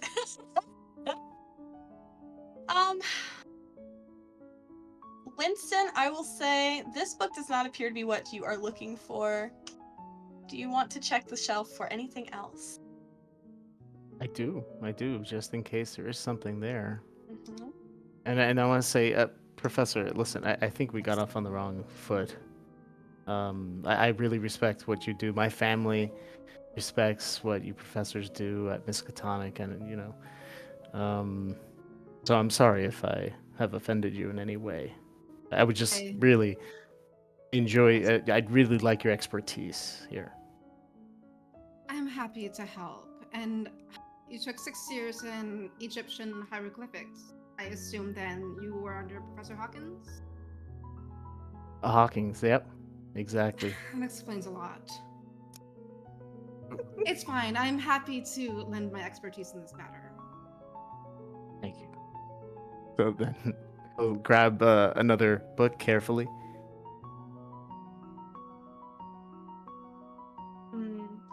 So this one. Are you doing this deliberately or just kind of grabbing one? No, deliberately. Okay, so is there one in particular that maybe you're looking Anything, for? anything that looks like Egyptian hieroglyphics. So you're not seeing. And Oh, anything that would strike me that my grandfather told me about to be on the lookout for. so I'll tell you this without having to make you roll, because there is one very specific and very easy descriptor that's on the list that your grandfather gave you. That specifically just says the Black Book. And as it so happens, among the stuff on this shelf is one black book. It's a very heavy, thick tome bound in leather with what would normally be like brass or something on the corners, is just cold iron. It's just iron fittings. It's very distinctive. And I mean, it is a black book. This seems to be interesting. Let's I'm gonna take a look at it, open it up, and see what if there's anything I can understand. I'll be looking over his shoulder. Danielle, are you taking any interest in the book goings on? Priorities, damn it. All right. So, in the arms of a beautiful tall woman.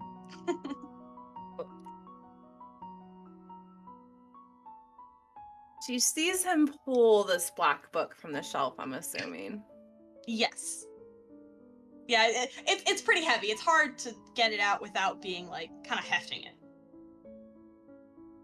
So yeah, it's obvious.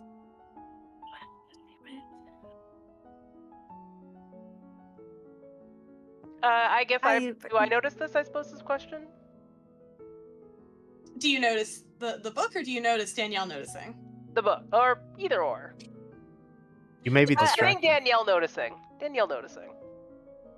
I'm gonna have you roll, my dear, oh my god, where'd I put your sheet? There it is. I'm gonna have you do a psychology roll. Okay. This seems fun. Oh, she rolled a 4! Whoa. A 20. There is something going on. There is something up. You can, like, you just felt Danielle, like, go on red alert as soon as that book came out. You don't know why, but she sure seems very interested now that that book is involved. That's what you were looking for earlier, wasn't it? It is, actually, and I will. She will let you go in a little tiny spin, kind of a momentum to get you that way. Aw. perfect. It's really hard to leave that perfume of flowers, but she's going to the book. Actually, she'd smell like citrus. That'd be her for perfume. Ooh. Or She'd be a citrus type. Not the floral crown. It threw me off. It's all paper. Or like silk. It'd be like the silk flowers. They're all fake flowers. Ooh. So. The trick is you spray them with their perfume, and then the perfume lasts longer. Yeah. In this case, it would be a citrus for her. Mm-hmm. A little bergamot, a little lemongrass. Mm-hmm. So Danielle. So this black book. The black book. What do you want to do about it? Well, why is that guy touching it? Mr. Winston, right? You should probably put that down and leave it to people that are a little bit more well-versed in the care and handle of artifacts such as that.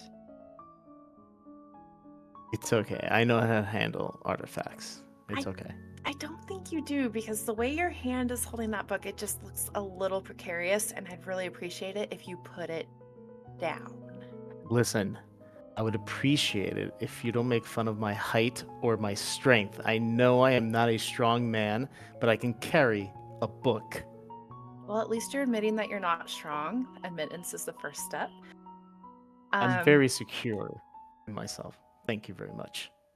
I will admit, though, that she is correct in the fact that handling, old books and tomes takes a very light hand, so make sure that you're being delicate with it. Particularly gloves would probably, pointing at Danielle, particularly handle with gloves would be preferred. For someone that could probably read it, too. Well, I don't know what language that's in. You could read it. I'm sorry, I will take out my gloves, then. My white gloves. Are you shuffling your gloves? All right, put it down before you try and get your gloves. I put it down. You saw me. Thank God. Right there in the altar. Bump him out of the way. No, you're not going to bump me out of the way.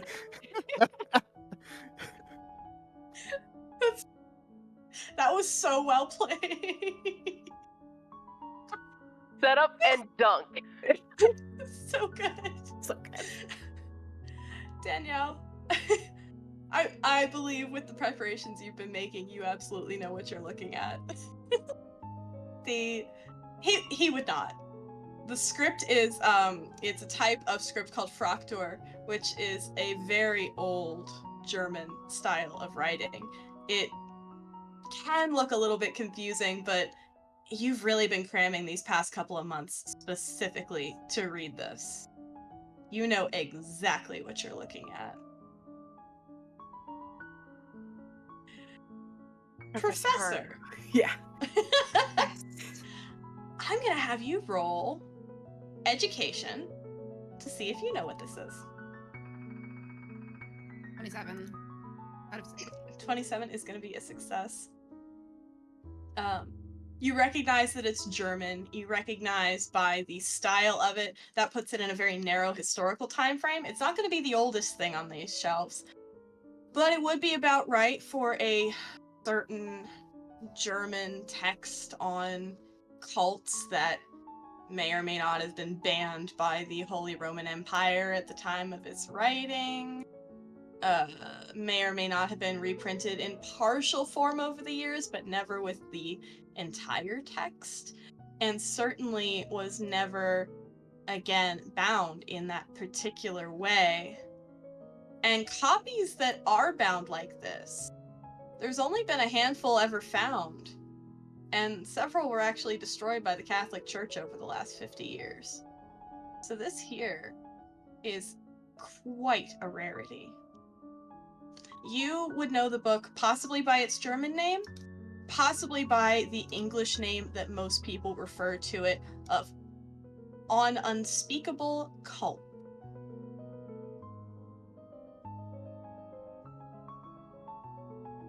Miss Stops, Professor?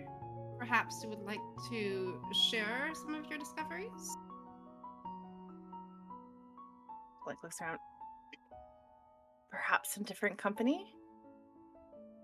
You know, Perhaps you as shall- academics, we keep our research. Of course. Handle it with care, and perhaps you and I can take a look later.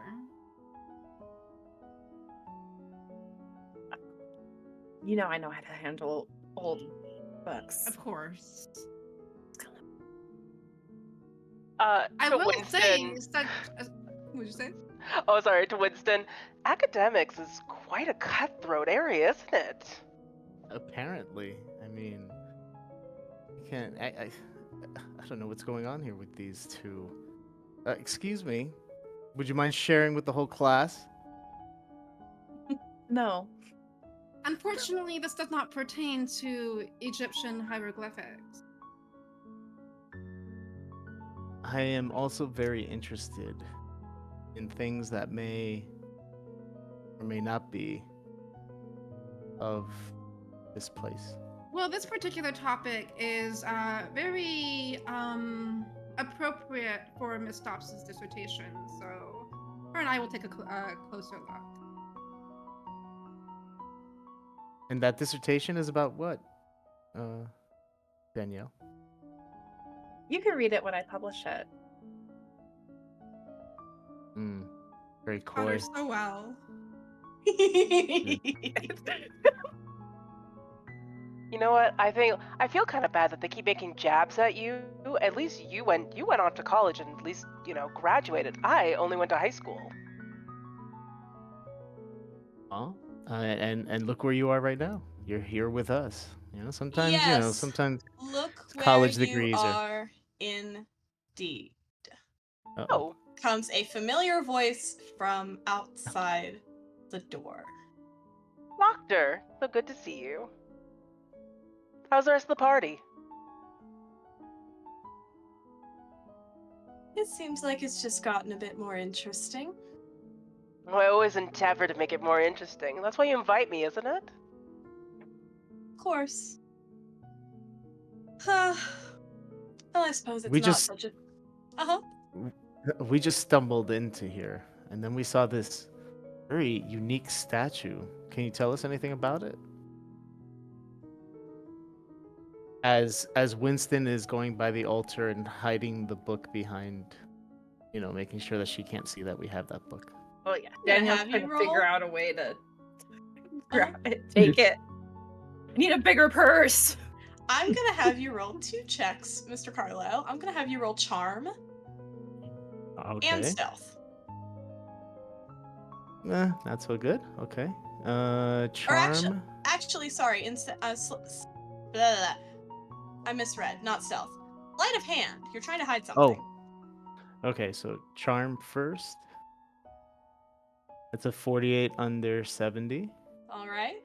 And sleight of hand.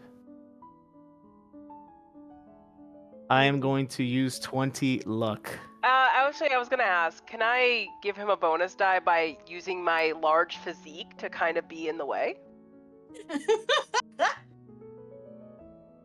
Wait, does Call of Cthulhu have bonus dice? I forget.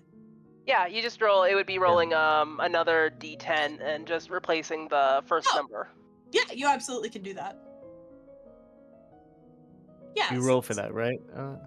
Or I roll it. I roll it? Okay. Yeah. D10.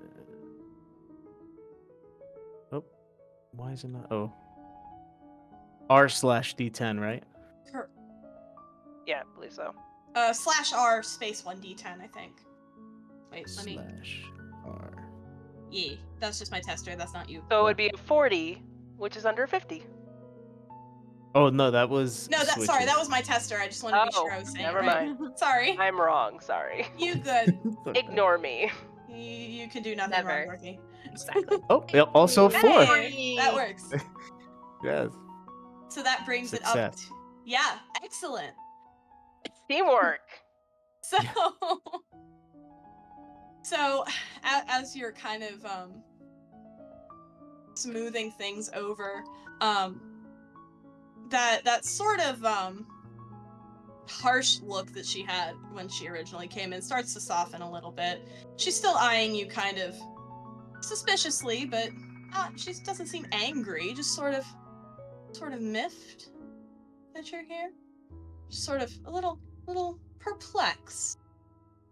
She doesn't appear to notice, from what you can tell, that you have the book or are hiding the book. She just sort of pushes up the sleeve of her moth's wing cloak and checks a little wristwatch. Well, I don't suppose it'll matter much that you're here anyway. That's quite all right. Wait, what time is it? Before you're able to look for a clock, suddenly the faint hum of electric lights that has persisted through the whole house suddenly cuts out, and the room goes completely dark. And that's where we're gonna take a break.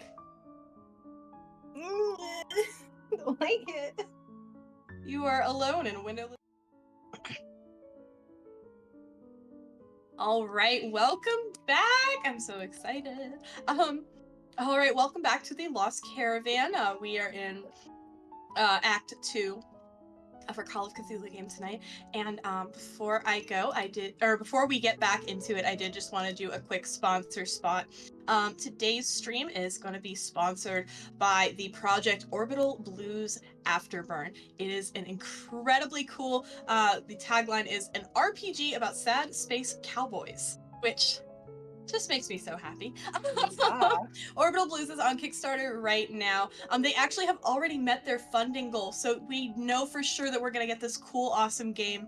It's got 25 days to go. Definitely recommend that you check it out. It's from Soul Muppet Publishing. They've put out Best Left Buried, they've put out Stygian Library, and they've done other Orbital Blues before. Afterburn is their most recent project, so definitely check it out if you have the opportunity. And I believe, yep, we got a link in the chat to that. So that is thank you to Soul Muppet for sponsoring this stream. We really do appreciate it. And now back to the chaos. In case you're just joining us, this lovely motley crew of individuals was invited to an All Hallows Eve party at the reclusive Dr. Ulbricht's very isolated manor out in the woods. I'm sure there's nothing suspicious about that. They spent some time poking around. It seems like most every one of them has a reason to be sort of poking around this occult researchers things, looking for secrets. Well, they found the secrets. They found a locked library. They broke into the locked library. They found a secret door. They went poking into the secret door. They found some ancient texts. some very significant ancient texts. And then their host found them. And then the power to the entire house went out. And they are now in darkness. And that is where we find our crew once again. So. Oh, we do have candles. You do have candles, that is true. You do have candles, so it's not complete darkness. So the little secret room is lit, with its flickering candles, leaving you once again in the looming, sort of threatening shadows of this horrifying monolith standing in the middle of the room. Your host out in the library itself is just barely touched by candlelight. She's just a sort of ephemeral shadow looming between you and the only way out of this room. You can sort of hear faint commotion from elsewhere in the house as... I'm so sorry, excuse me. Just a moment. I'm sorry, folks, I have a cough going. Well, maybe we could get out of here. Professor Harrow, I don't think we need to be in here still, right, guys? No, of course not. Now, Professor Albrecht, I was making jokes before about your statue here being for, either a chicken or a goat sacrifice. I kind of am hoping that a human sacrifice isn't where you're going with this. So as, excuse me, as you're all trying to sort of suss out what's happening, I'm so sorry, one more cough, and I promise I'll get back to the scene setting. Why would you say Primo. human sacrifice? You can hear commotion in other parts of the house as, the band has stopped playing. People are sort of alarmed because, golly gee, all of the lights have just gone out. And Dr. Ulbrich just sort of turns back to the door, sort of taking note of all of that, and then turns back. Not as such. No, I wouldn't say that. I wouldn't say that human sacrifice is the goal, or necessarily the inciting factor. But there are reasons that one would invite a whole bunch of people that don't really matter to them, and then cover their faces so that they don't have to look at the people that might be spending their last night on Earth here. My darling Lena, will you please explain what the hell is going on? Did you lure us here to get rid of us? Even in the faint light from the candles, you can recognize this sort of manic gleam in her eyes. And she whisks herself into the secret room, again, blocking the door. And by the way, has anybody attempted to hide the book since Winston tucked it away? Like, I'm kind of standing closer to the front to kind of draw any attention away from behind me. I'm closest to the professor, so I'm not anywhere near the book, though. Okay, But Danielle? I'm between her and everyone else. Got it. Yep. We want that book hidden. Mm-hmm. I think, Danielle, did you say that you were trying to kind of scoot it away from Winston at one point? Yeah, she did want to have it on her. Would you like to roll for that, a sleight of hand? You're welcome to also say that you just stopped as soon as she stopped as soon as, because she doesn't want to draw attention to it now. Right, absolutely. Okay. But, she is really interested though in what the doctor's trying to do. Can she pull out a notebook? Oh my god, are you gonna take notes? Yes. Please, yes, please, yes. So, how many people are here, Dr. Ulbrich?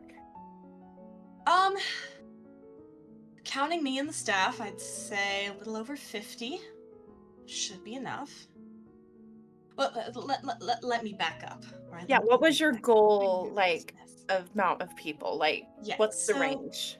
So, I'm not sure. I know that the only other time in the past century or so that this ritual has been attempted, it it happened to be done in a particularly rural area, so it didn't get far enough to do a lot of property damage, but it did destroy several farmsteads and a couple of dozen acres or so of farmland.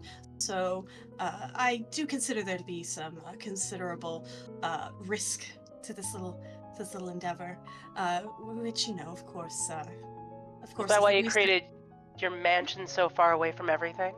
Oh, of course, absolutely. If this thing gets loose, I'd like time to try to contain it, But listen, see, it's worth it. It's worth it. I promise you it's worth it. Listen. And she's gonna scoot around to her bookshelf. Immediately notice that the tome is not there and turn around to the altar. Ah, okay, good. Good, we're on the same page. You already found it. All right, let me show you. Let me just show you.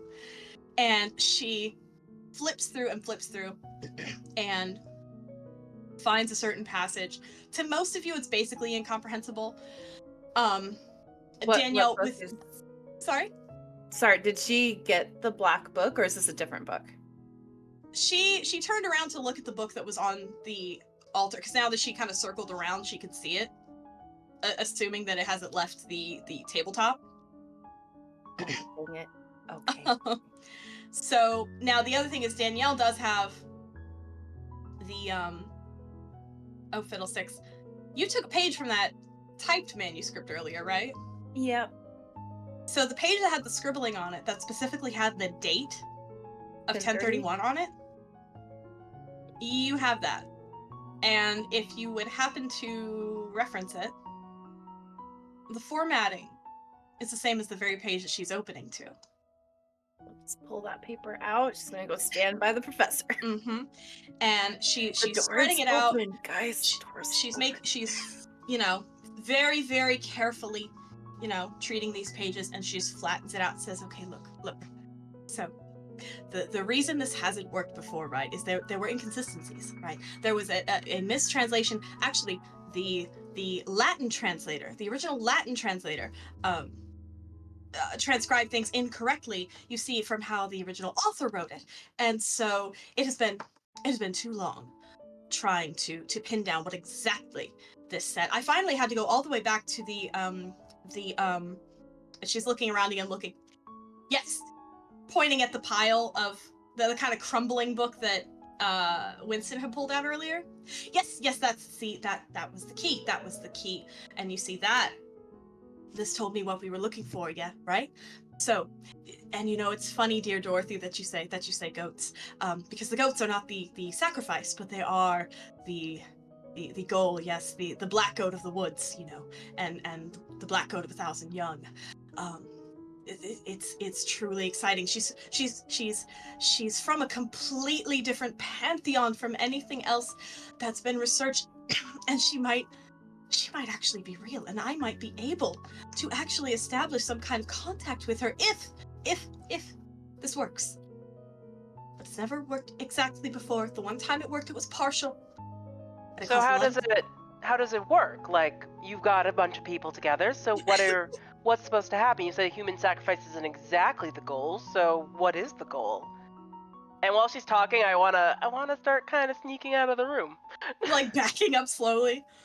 I'm sorry, just a moment. I'm working myself into a tizzy. Just like her. Truly. She's like, and by the way, Professor Harrow, this is not something you've seen from her very often. This is like weird. Yeah. Yeah.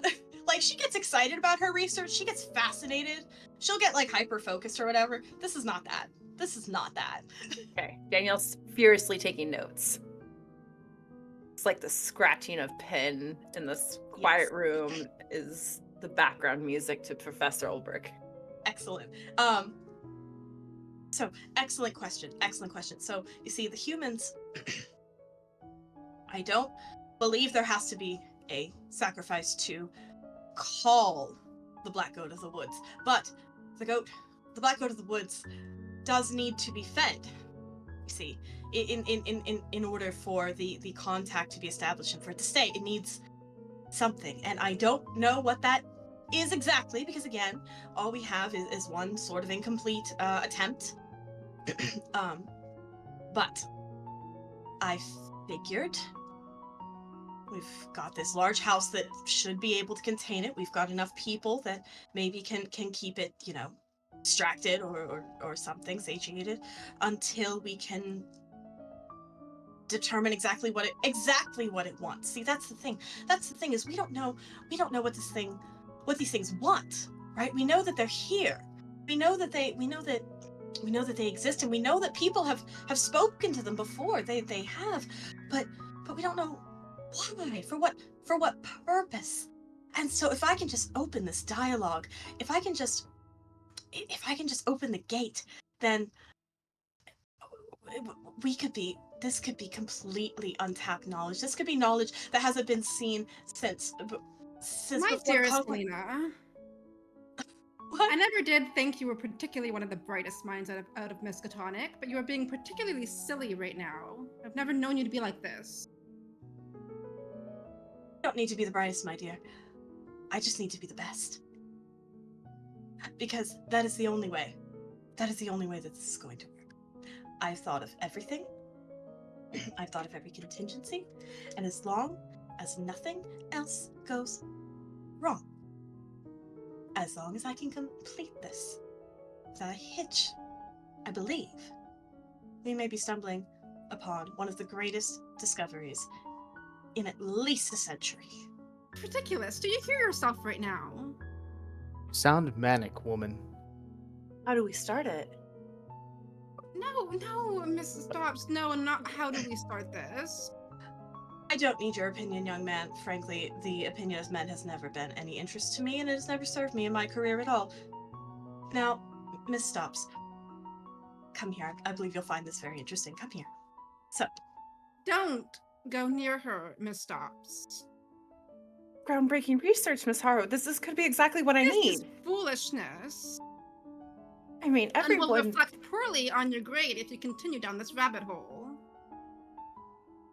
I mean, you guys all thought that my research was too esoteric, but I mean,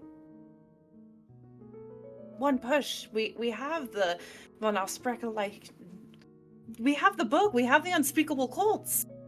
If we could just one more step and get more research. To conjure an ancient god. Potentially, but the knowledge that we could gain from that? Aren't you just a little bit interested, Professor I've Harrow? said my piece. and would it This be cannot be left to a bunch of amateurs. So Winston is going to grab the book, close the book, grab it, and start getting out of the secret room. Stay right where you are. Out of her Absolutely not. Out of her cloak, she pulls a handgun and is pointing it at you. Lena, you are being absolutely ridiculous right now. You are making me side with this gentleman. Can I put a pause on this because I've been sneaking out of the room? Assuming that I didn't have to stealth because this is being hot and heated. What's it looking like kind of in the rest of the house when I open up the library door and take a look out? So, yeah, nobody's been paying attention to Dorothy. Dorothy can do her thing. Dorothy, you creep out of the door to the library, and the entire house is just pitch dark. There's the full moon from outside. Whenever the clouds pass, it gets a peak of sort of silvery moonlight in through the windows, but also this hallway doesn't have a lot of windows, so other than a couple choice spots, it's without your candle, you'd be blind. And it sounds from the ruckus downstairs like pretty much everybody else is also running completely blind. Okay. Is there any... they've only been talking for a couple minutes. I don't know if there's enough time to, like, find out if any of the... Can I find out if the nearest window is, like, unlatched or something? So I can... Is it possible to open it? Yeah, so if you go a few doors down, you'll hit the end of the hallway. There's a lovely, window there. I'm gonna have you roll your favorite. I'm gonna have you roll a strength check. 62 out of 85. 62 out of 85. So you try that window, and that window is latched firm. But as you pull and you pull and you pull, you just barely start to feel the window frame itself start to give way a little bit, start to pull. It is an old house. Starts to pull away from where it's actually built into the windowsill. Like that metal frame is just starting to come loose. If you just spent some more time on it, you might be able to rip it out. What's the ground situation looking like from this window? Are like we high up, or is it we low down to the ground? We up against that cliff? So it definitely is a second story window. With the tall houses, with the tall ceilings in this building, you're probably good 15, 20 foot off the ground. And there, sorry, I'm reading chat. You can't really see the ground from this angle, only because the window's built in so far that the windowsill keeps you from being able to look straight down. All you can really see is a couple of tree branches and the vast Atlantic Ocean through this window. So it's a dangerous side of. Okay, this is the dangerous window to go out of. I'm gonna abandon it then. And I assume by the time I finish abandoning it, they're probably still going back to conversation. So I'll just step aside and let's get back into that. I'll head back. All right. So Winston is being held at gunpoint. Harrow is being perfectly ignored. Danielle, I believe, is the only one still focused on the actual text right now, the actual book. Can I read What it? do folks want to do? I have the book. She has the gun on me, right? Oh, that's right, because you took it. Yeah. So I'm gonna say, look, there's no need for theatrics. So I'm slowly gonna give her the book. With my other hand, I have a derringer. I'm gonna put my hand in my pocket, and I am going to slowly aim my gun at Dr. Albrecht. I'm gonna have you roll a couple of things for me. I'm gonna have you roll. What do we want to say? Let's roll fast talk. Mm-hmm. Oof, my fast talk. Not charm. Not charm. Not charm. You're not trying to get her to like you. You're trying to get her to agree with you. So fast talk with 5. 94 over 5. I think that's a fail. So you're starting to put the book down. You're starting to give every appearance of starting to put the book down. No, to give her the book. I'm going to give her the book. Excuse me. Yeah. And she, before you can really reach out in her direction, her finger moves to rest on the trigger. She says, "Don't. Put it down on the ground." Maybe not on the ground. Maybe I could take it. She turns to you, or she looks very briefly at you, I should say. Just sort of smiles. Miss Stop, if you wouldn't mind retrieving the book for me, please. Mr. Winston? I'm not going to shoot Danielle. So I just give her the book. But I still have the gun in my pocket and my hand in my pocket. Right. Take it back to the altar.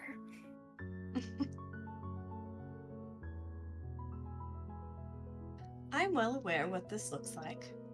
I'm aware that this looks like hysteria, or whatever you men in suits like to call it. I assure you it is nothing of the sort. This is more important than anything in all my years of research, and in all of the years of research I have ever seen come out of this university. Is And- this what my family's money is being used for? To find these books, these meaningless books that are just going to waste people's time and or hurt people? No.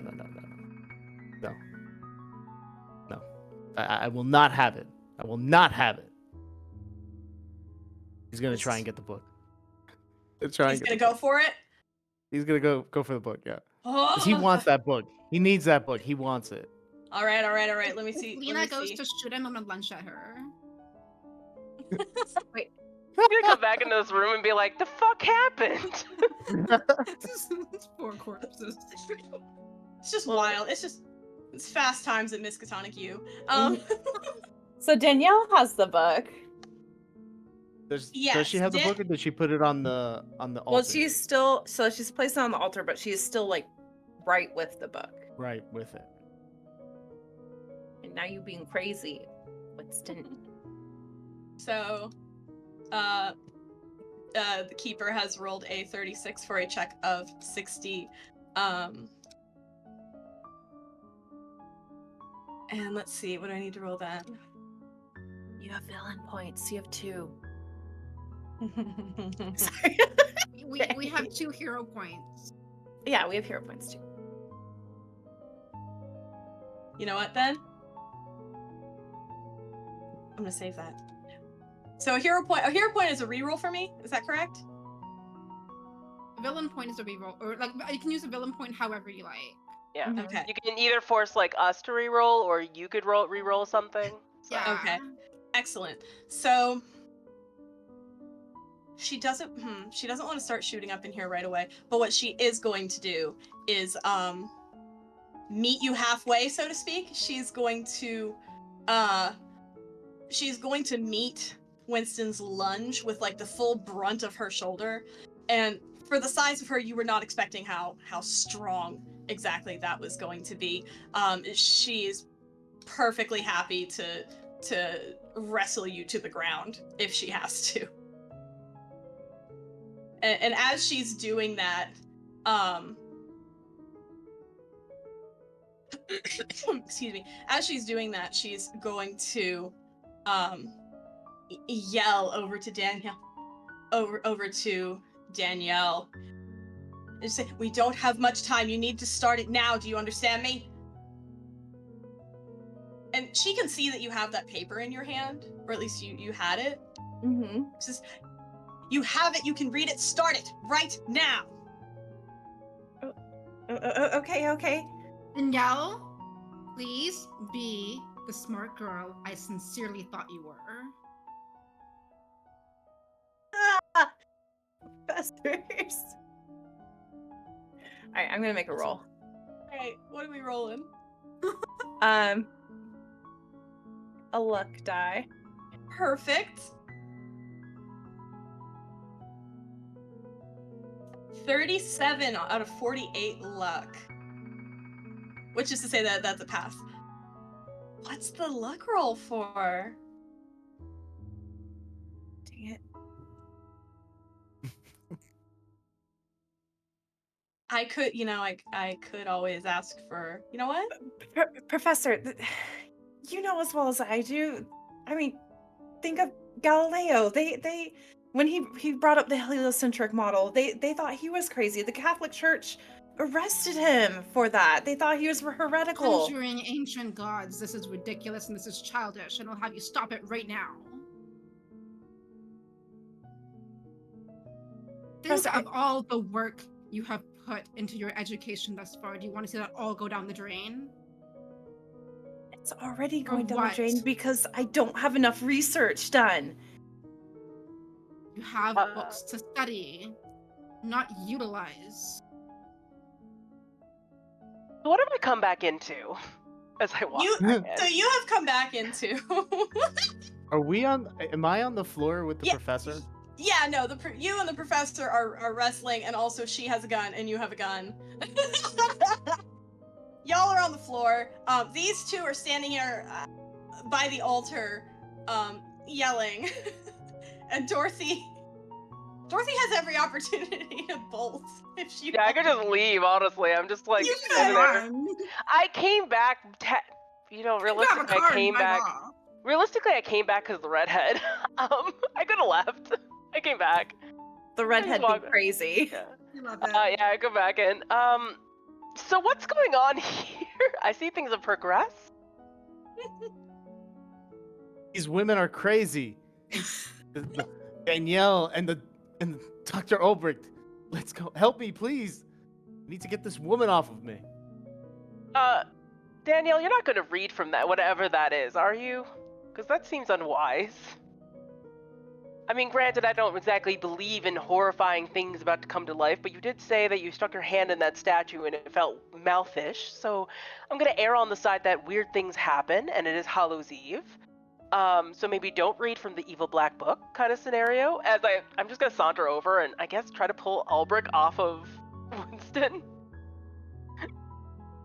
If I might. Oh golly, I'm trying to think. You know what? I'm gonna have She's you got a roll- gun. She's got a gun. Be careful. Boy, doesn't she have a gun. I'm gonna have Miss Boyd give us a tasty little Jesus Christ, your brawl check. Y'all, just so the chat is aware, she has an 80 in brawl. Mommy came to wrestle. Mhm. Holy shit. How I did mean, you that know is that was? How did you know that's what she does for on her? Actually, no, it's not wrestling. Her to explain why she's got that ridiculously strong physique, she's actually a boxer. Oh, that's not less hot. So, Maybe I'd like to pull her off. but you know what? That is the correct check. That is the correct check. I'm gonna have you do a brawl check. 45 Yeah. out of 80. You just get her in like an arm bar from behind and just yank her off of Winston there. Okay, I can't help but feel like this has gone way too far and out of line. Honestly, Agreed. trying to potentially sacrificing people, like really, that's a bit much, don't you think? And she sort of tries to look over her shoulder at you, and I mean her eyes are just wild, they're glassy, like Okay, well clearly you can't be spoken to, but Danielle, I mean really. Come Danielle's on. reading the book. Can't we just take that and not, summon whatever it is? I'll take you out for a nice dinner. Danielle stops reading the book. I mean, really, you just Winston- want to read it for your paper, right? All right. So while Danielle. people, Danielle, listen to me. Listen to me, Danielle. Listen. This is more Winston important. takes his gun and knocks the doctor. Well, that's a Durringer. You basically just like uses- wildly bitch slapped her. Wildly Yeah. bitch slapped her. I don't want to shoot her, so I'm just gonna hit her on the head as hard as I can with the gun to knock her out Give me a brawl check for while that, she's please. talking. Yeah. While she's brawl. Yeah. Okay. I will say Danielle did start reading it out loud. I Oh, don't know if excellent. anything happened like when she started reading Damn. it. Holy crap. 14 under 25. Damn. Nice. Roll me that brawl damage, please. Ooh, brawl damage. Ooh, what is it? It 1d6, right? No, it's a D3, I believe. D3. D3. Yeah. Okay. D3 plus your What's an your extra damage from your bonus? strength. I Which don't is have probably any strength. nothing. It's nothing. It's basically negative. Well, it'd be You actually 0, get I hurt. guess. Hey, not bad. Hey. So you give her a good in the middle of her thing. She's going, Danielle, listen to me. This is more important. This is more important than research. This is more important than the university or any. Bam. And her head just sort of lulls, and she goes quiet for a second. And then I point the gun at Danielle. Whoa, hey now.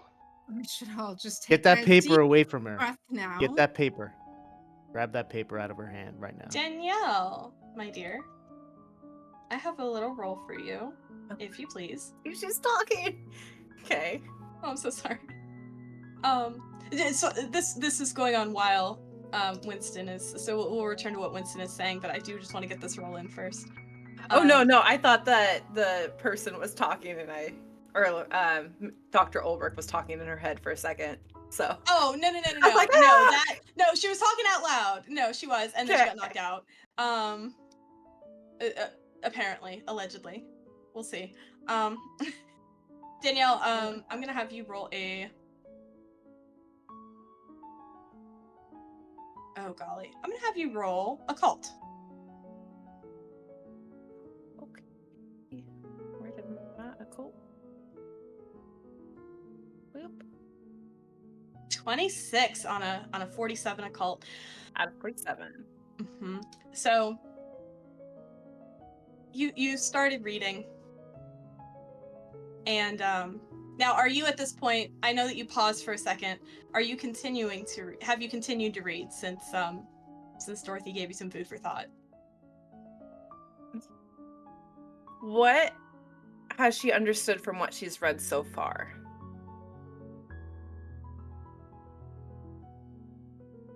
From what she has read so far, she's only read a couple of lines probably, but it is definitely an invocation. It is a lot of the references seem to be very like nature-based and very earth-based, which makes a lot of sense given the name of the entity that she was describing. The black goat of the woods. And with the druidic sort of ties that that this deity has. That this all checks out. This actually sounds really solid. And the language here, it's a little tough to get your mouth around, but you actually are figuring it out pretty good. It really flows, It feels like once you start, it's really easy to just not stop. Keep going. Might as well just finish.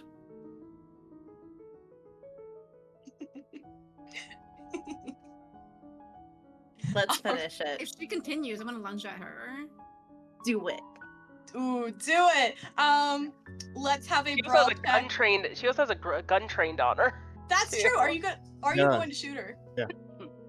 I'm gonna say, either somebody get that paper, or I'll grab the paper if nobody's trying. But if I see, yeah, then I won't shoot if I see the professor. All right. So Professor's lunging. I'm gonna have Professor roll a brawl check. Excuse me. 21 out of 25. And I'm gonna have you re-roll that brawl check, please. For a villain point.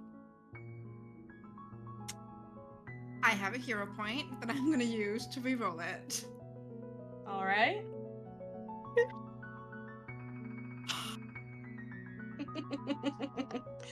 That is for a 25 brawl. That is a 65 final.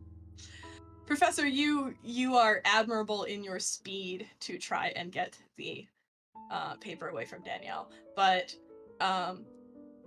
you don't know if you tripped over a rug or what, that you just did not manage to get there.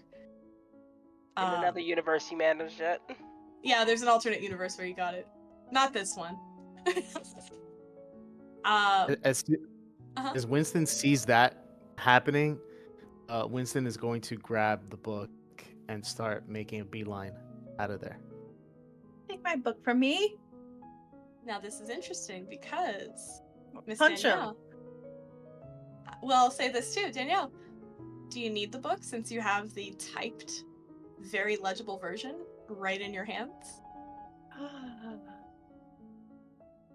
but there could be more in this book. Winston doesn't know that. Winston is just there for the book, so he doesn't think any kind of piece of paper is important. Yeah, but books are important. Do you want to take your chance? Try to finish it with what you have?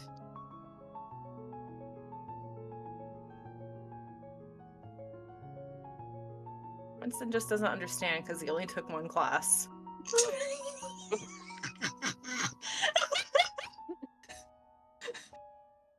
Shook.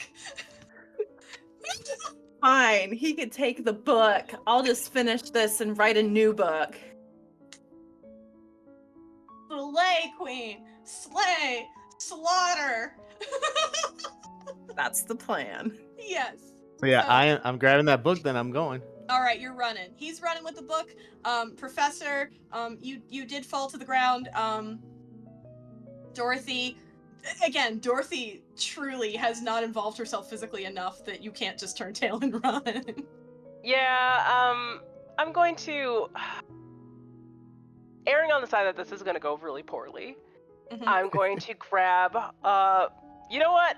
Sorry, Redhead, you're cute and I really wanted you, but I guess I'm going to cut my losses and grab a Professor Harrow instead. I'm going to make off with a lady tonight. It's going to be one of you. So, She go with came Professor here. Harrow. She came to this party with a goal, and she's. Like, gonna make my it. goal was to run away and live with one of you guys, get one of you guys alive, so I'm gonna go with you now.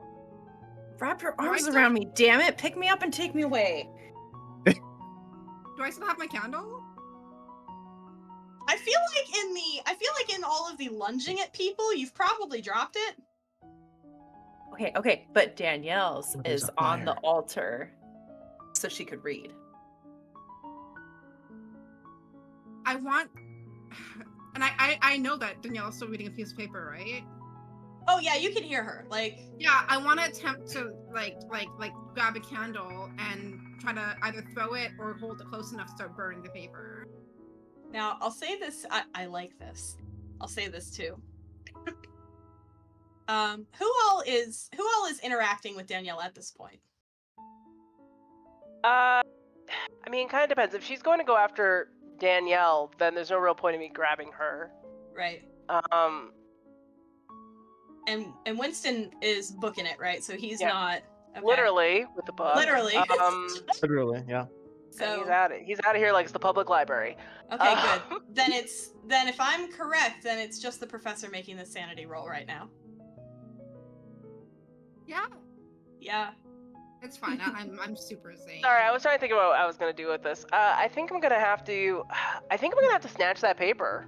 One under each Understandable. arm. Valid and good.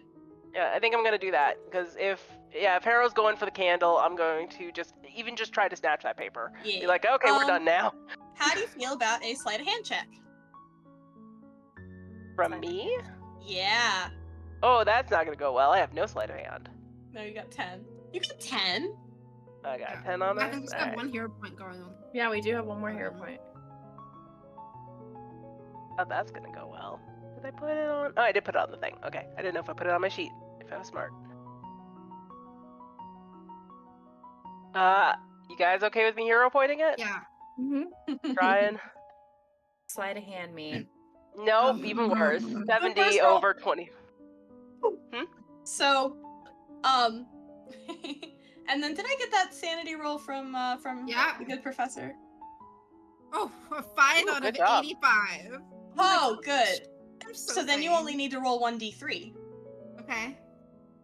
Oh, do I have to make a sanity because I lunged for her, or? Oh, you know what? Yes. Yeah, Dorothy, if you would give me a sanity also. Is it? Oh, that's one formula. 6 Excellent. out You of 60. beautiful. So, Dorothy, I'll need a 1d3 from you as well. All right. So it may have taken you a second to notice, but at some point, and you're not sure when this happened, at some point during this reading, Danielle's voice stopped being Danielle's. You can't explain it. She doesn't appear to be bothered by it or scared by it. Fine. But it's definitely not Danielle speaking anymore. Not by the time she gets to the end of this incantation or whatever it is. She is in the process of trying to rationalize this, Dorothy, you take 1 point, and Professor, you take 3 points of sanity damage. Meanwhile, Danielle, there is a just energy through your veins that you're not sure you have ever felt before. It feels like a buzzing of static electricity building up to a lightning strike. It feels powerful.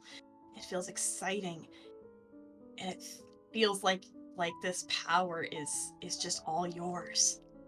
And if you can just finish this out, all this power is going to be all yours to keep. Gosh, I'll finally passed my PhD paper. Let's finish it. No, this is bigger than PhD paper. Man, you feel like you could turn the school to dust if you wanted to. Like, it's insane. So as you get to the end of the page, I have to roll a luck check. Hang on. The things I do. Okay, good. Luckily, very luckily, that was a 25, by the way, on a 50. Very luckily, everything you needed was on that one page, on that one scrap of manuscript. And that sort of energy that you're feeling in your body, that kind of buzzing, that humming, it almost feels like it's extending into the air around you. Like this whole room is just starting to have those vibes. And Professor and Dorothy, you are starting to pick up on it. You're starting to feel this kind of unnatural hum in the air that's just kind of sinking into your bones. Nothing is changing right away. But this humming in your bones is slowly starting to feel more like a shudder, and then more like a rumble. Something is happening somewhere. Can't see it, but it's there. Does it seem like Daniela's finished talking? She's finished reciting whatever it is that she needed to recite? The voice that's coming out of Daniela's mouth has looped around to the start of the incantation. You would recognize that. So clearly it's at least said all it's able to say. And is just going now. The candle's still there? The candle is still there.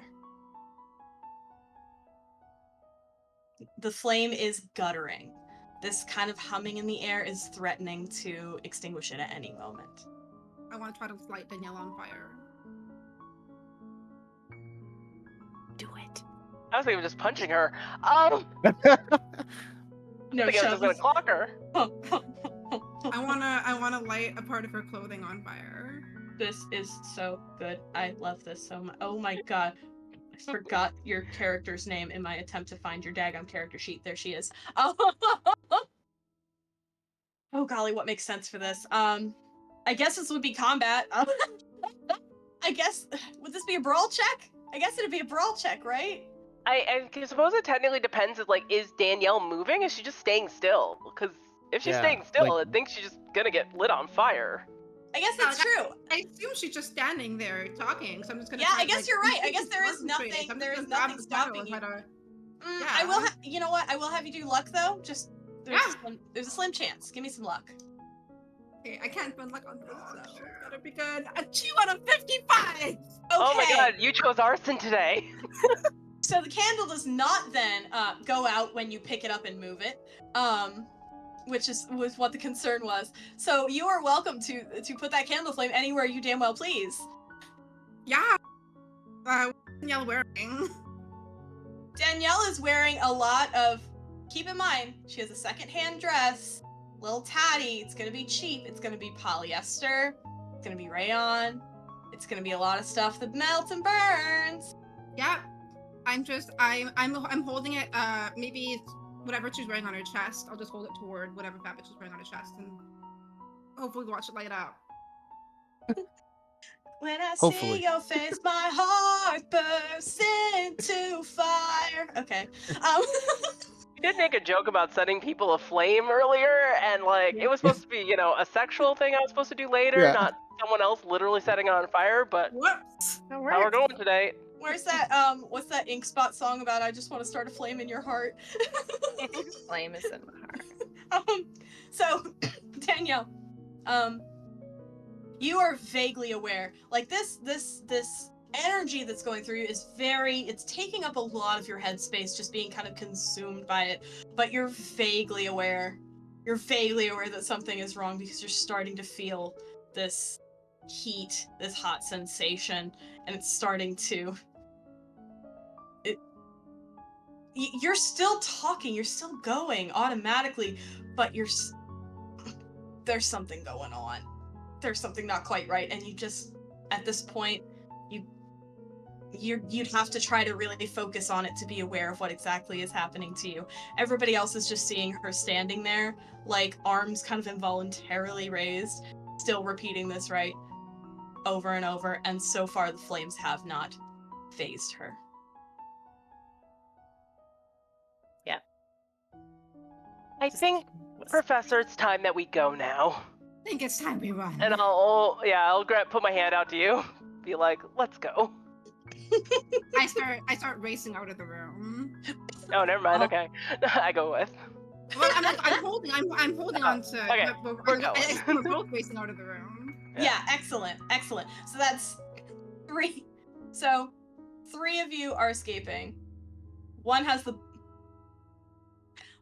book, one has the candle, and one is the bell. So bell, book, and candle are out of here. And one's on fire.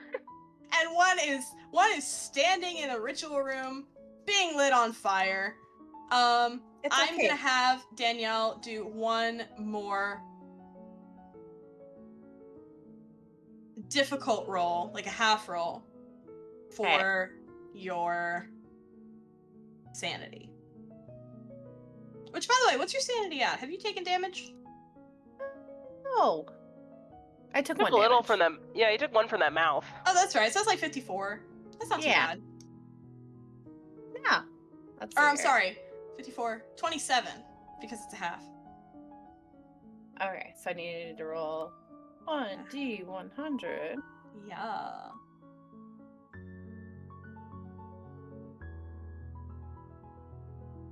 I rolled a. You rolled a 22 on a 27. Danielle, you can't bring yourself to stop the words that are coming out of your mouth. But you are suddenly very, very aware that there is fire just spreading across your chest. You can feel little beads of polyester and plastic melting and starting to drip down your clothes and stick to your skin. Ouch. Can she try and stop, drop, and roll? Or is she stuck saying the words? I will say that Or roll. Or does she feel if she finishes the words, the fire will stop? Because I know Ooh. she's filled with power right now. You know, that's true. Let me make a little decisionary roll here. Hang on. Oh, fiddlesticks. There we go. You know what? If this is really as powerful as the doctor said it was, maybe it won't matter. Maybe this power, I mean, maybe it'll fix everything. And you know what? Maybe this is more important than that anyway. You know, what's important is the discovery, is this. It has to be done. It can't not be done. Okay, because we will learn so much. And Yes. as long as her hands are fine and her brain is fine, she can write whatever paper needs to be done, just needs to finish the ritual. And then everything will be okay. Yep. Everybody else, so Winston took off a little bit earlier. The other 2 are coming up behind. What are you guys doing with your escape? So Winston's running and he sees a few, he's running and there's like paper on the floor.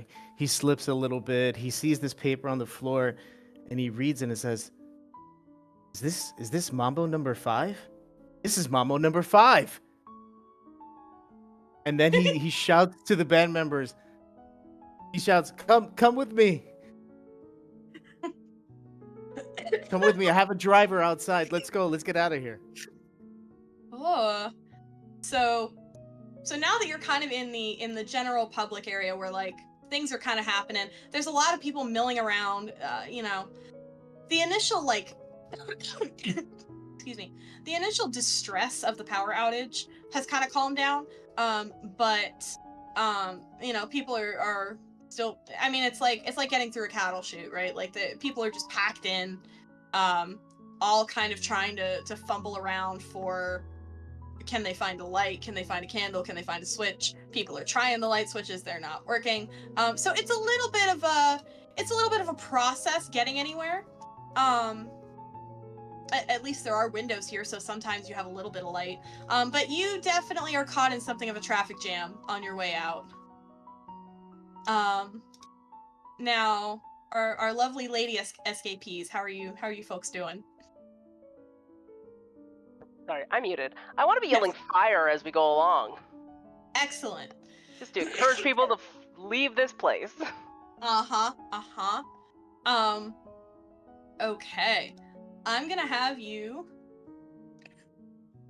And again, this is just one of my silly decision checks. Excuse me. Have you roll persuasion? Okay.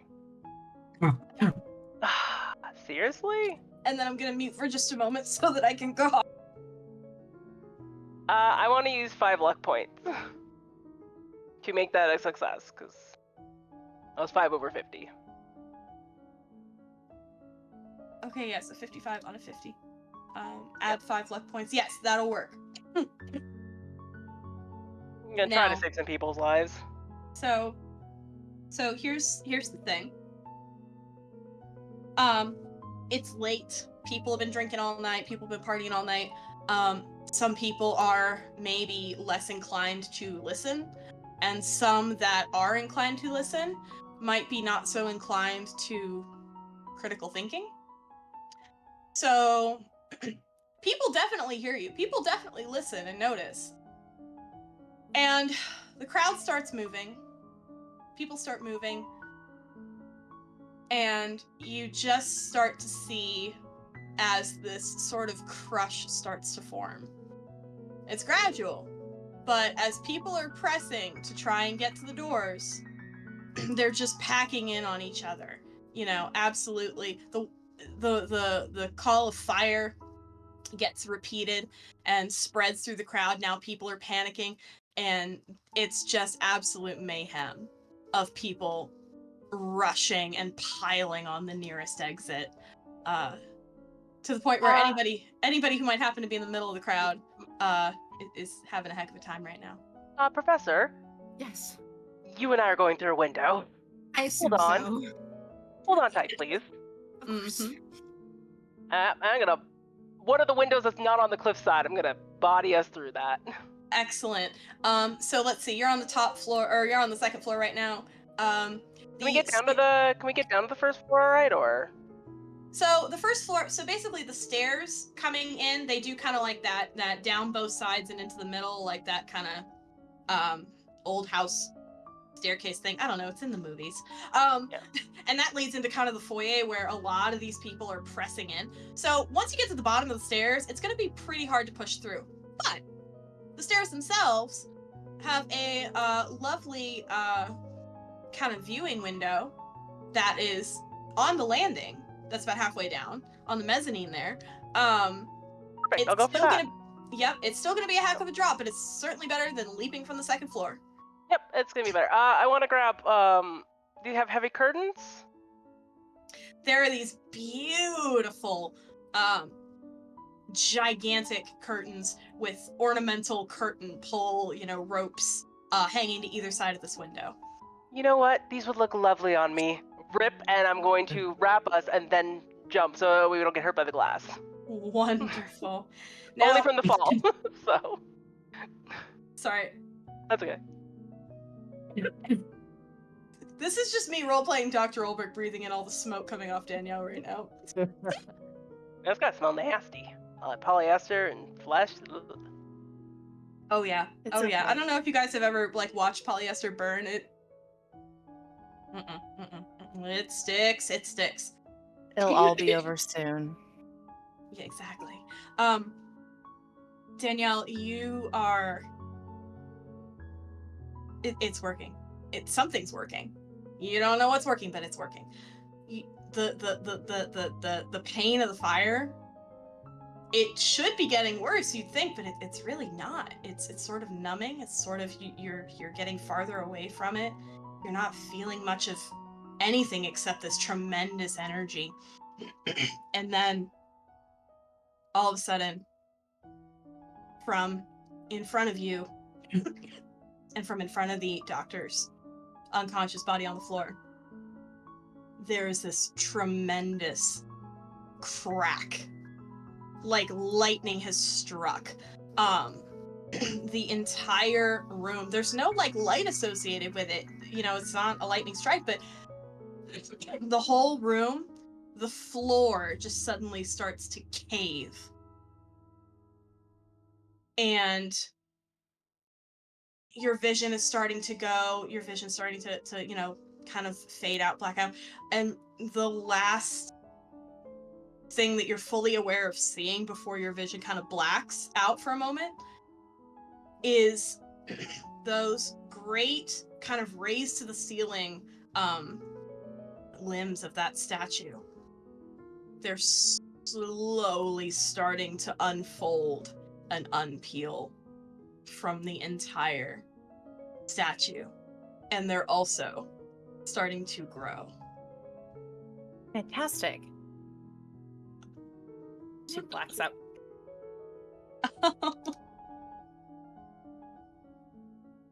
I'm sorry, Chad is being excellent right now. Okay. So, and the last thing she says before she blacks out is just like that whisper of like the name of this creature, just like the black goat of the woods, before she just like falls. Absolutely. So I'm not gonna have you roll damage because obviously you're burning to death and only semi-aware of it. So Okay. She's gonna be fine. it'll be fine. It'll be Everything. fine. She's gonna get 72 goats in the next world. It's fine. I'm so sorry. That was really bad. So yeah, always has been. You got it. The chat gets it. So everybody who is the people who are trying to get out the window, I'm gonna have you roll another strength check, and we're gonna have this be because you are wrapping in glass and trying to actively like push your whole body through a window. I'm gonna have this check be a hard check, so the half amount, 42. 32. 97. Oh, does she need to roll? Because I'm holding Oh. her and Yeah, I guess just I'm just checking to see if I have any more villain points. I think you had 2. I believe I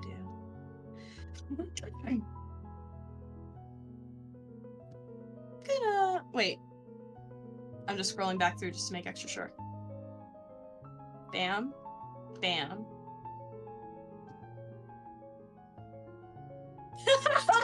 Dido says I can give you one, please. Please. Pretty please. It'll be so good. It'll be so good and fun. There you go. Thank you. Thank you, Dido. alright, I'll reroll then. I'm gonna have you re-roll that strength check, please.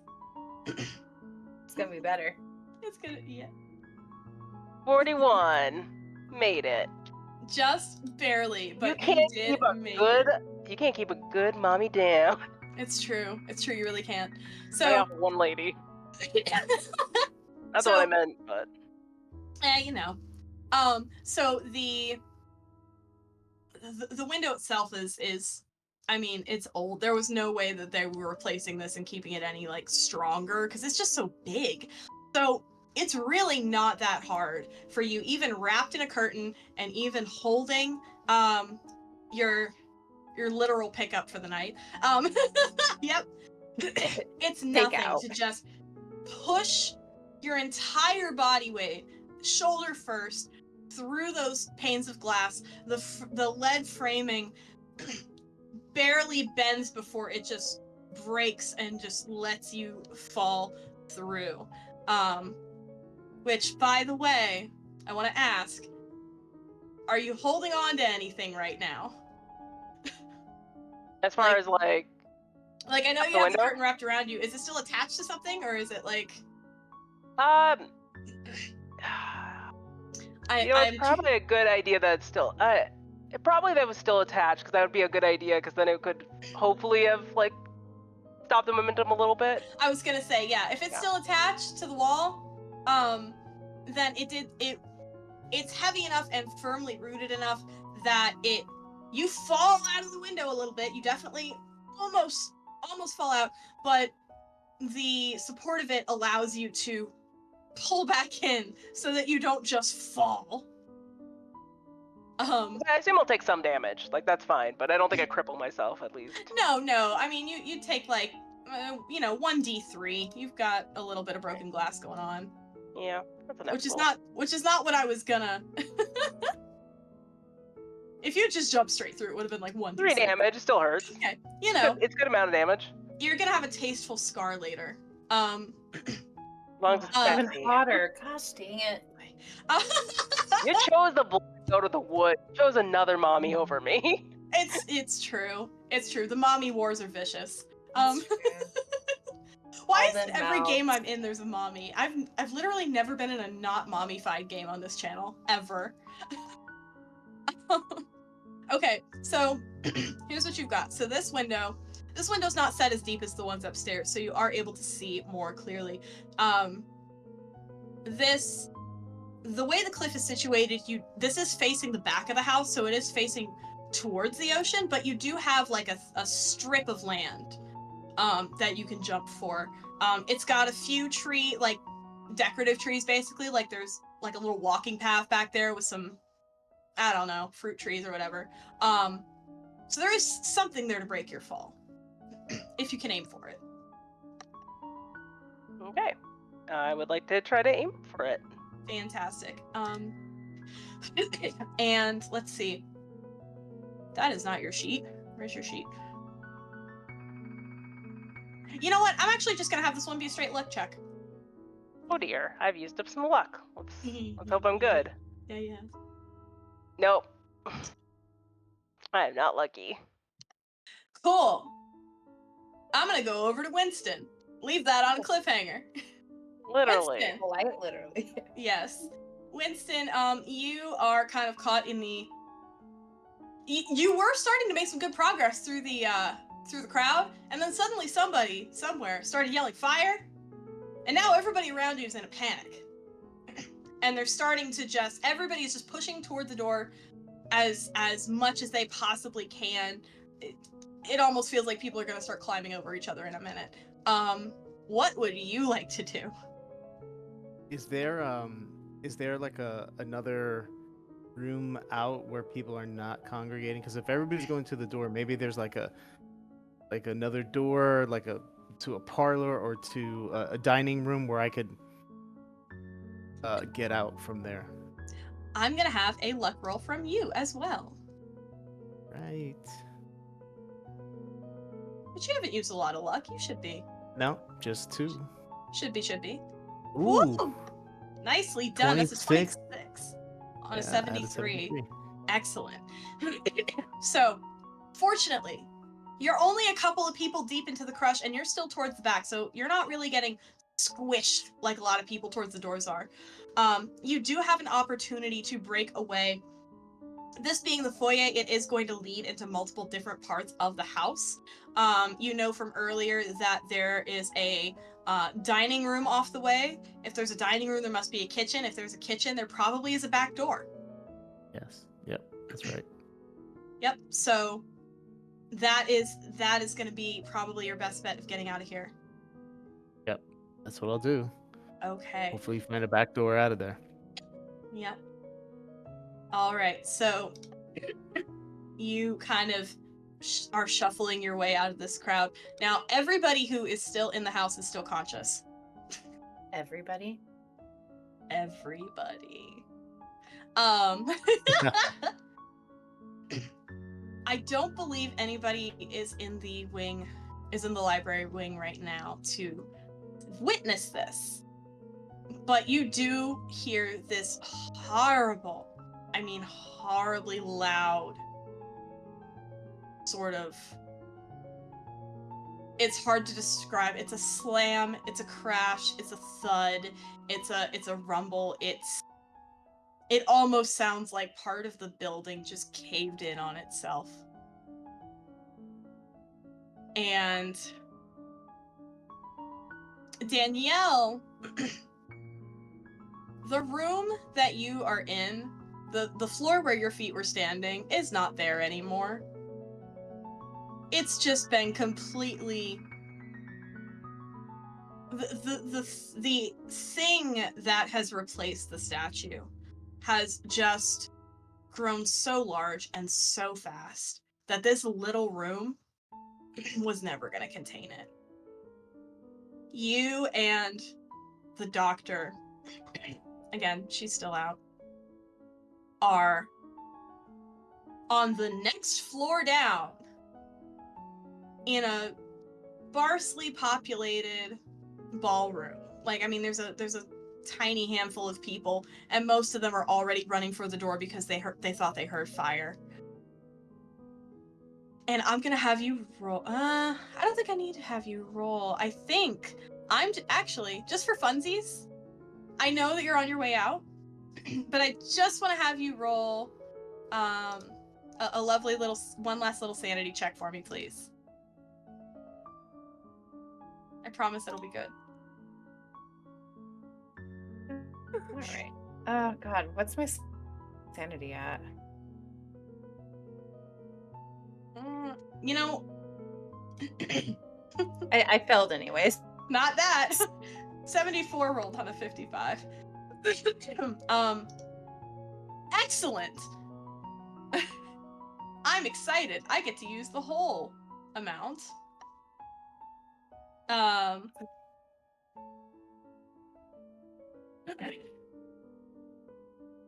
gonna have you take 9 sanity damage.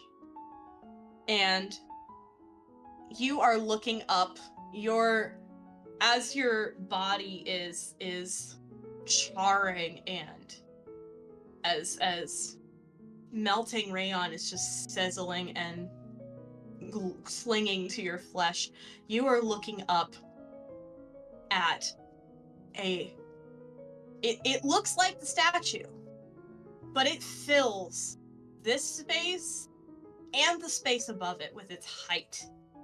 There are slowly whipping tendrils that are most of its body.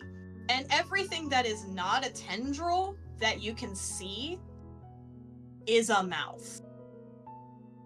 A chittering, grumbling, snarling mouth. It stands on 3 hoofed feet that are dangerously close to just stomping you out. And that is the last thing you are able to see and comprehend. Just for one brief moment, you know you did it. Whatever the hell it is, you did do it. It's beautiful. Is it? Do we think what was going to happen between us may have been more beautiful? Like, can we put that out there? Okay, come on, Should babe. have been more forward. But look at this thing. It's so pretty. It has so many mouths. Is it? And I'm just gonna do a couple of rolls here, don't mind me. And maybe one more for good measure. Professor Okay. Layberg, we might have miscalculated. Oh no, you're doing exactly what she set out to do. The Sure, plan is fine. It can now feast on all these people that are down here. Yeah. All right. So,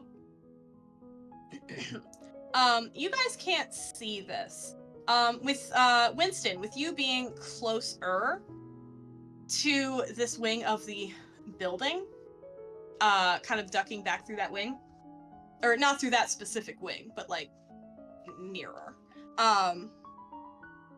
You are starting to hear shrieks and something impossibly gigantic moving its weight around, and the sounds of things slamming into other things, and some of those screams just stopping. Now you're on your way through the dining room, yes? Mm-hmm. Dining you're room on- into the kitchen. Okay. So, through the dining room, the kitchen is pretty easy to find. It's right off of there. And there should be a service entrance in the back. You know old houses, you're very familiar. Mm-hmm. There should be. And you go back there, and there is a heavy set of bars that have been put over this door. You do remember the doctor saying something about this house should be strong enough to contain it. God. All right. Well. I guess. Wow.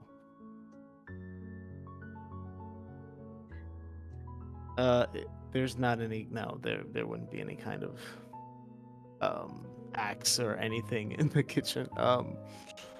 Okay. I mean, the only choice I have. Can you roll luck for me, please? Okay. I love luck rolls. They're my baby. Come on, luck. 93 over 73. Oh, do we have a? I have a hero point. You do. Mamba number 5. Yep. You earned that. Okay. All right, come on. Yes. 71 under 73. Winston, by pure sheer luck, just off of that barred kitchen door is a storage closet that happens to have, among other things, the hatchet that the cook would be using for killing chickens, butchering large animals, and whatnot. There is actually a hatchet in that closet. Well, I gotta use that to get the hell out of here. Hell yeah, brother. We're gonna have. So, are you going to? Well, tell me what you're gonna do. Well, I mean, I'm gonna see if I could use the hatchet to like pry it open. Like, what kind of bar is it? It's like a metallic, like a metal bar. That's Yeah. So it's like iron bars that they're not on the door itself, but they're kind of. It's like they were one piece that was bolted to either side of the door frame. Okay. So the issue is you probably could reach through and open the door, possibly, but the issue is actually going through it because the door frame is blocked off. You could also just destroy the door frame. Yeah, that's what I'll try and do. All right, sounds good.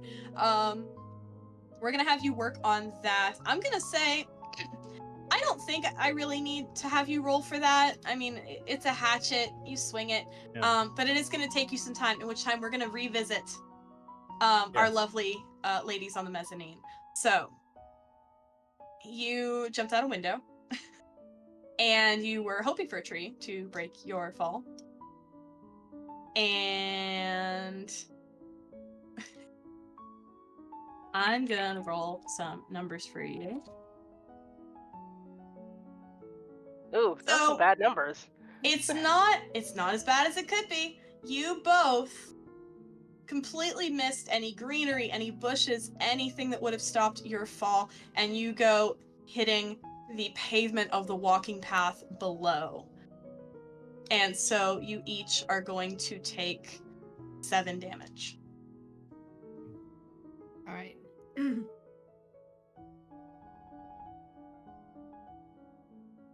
Which actually, how much health do you have? Oh yeah, you're still conceivably walking. Yeah, I got a major wound because I'm down to 3 hit points. So. Mm-hmm. I Mhm. broke something. Oh yeah. And I'm so sorry, I was looking at a different page and not registering voices. Oh no, did Dorothy break something? Oh, I totally broke something. I got a major wound. I'm down to 3 HP out of 13, so. Oh my god, I forgot because you took damage. Oh, you're hurting. Oh, baby Yep. girl. How the turntables. All right, so It's okay. Got this. so Professor Harrow, She's a doctor. a doctor of what? I mean, I don't know if we really have time to. Anthropology? I don't think we have time to, like, even if you have medicine or anything, or first aid, I don't think we have time to treat we're me. pushing through. Yeah, I don't I think we think have we're time to treat me. I powering think we just gotta through go. to get to the car. Yeah. Yeah. I'm gonna say at least one of you has 2 working legs. It's just gonna be a matter of supporting the other on your way to a car. I will Can I- happily support. Can I roll luck to see if it's an upper torso issue instead of a lower one? A lower leg? Actually, I'm gonna say for you specifically because Oh no, I'm sorry. I'm thinking of of when you broke the window, not when you jumped through. Yes, please roll luck for me. 6 out of 43. Something up top. I did something up top. It hurts like hell. I'm gonna have to rehabilitate, but you broke something up here. That arm is not gonna be any good. But I'm a punching arm. yeah. That's what you were gonna do with it tonight. Punch.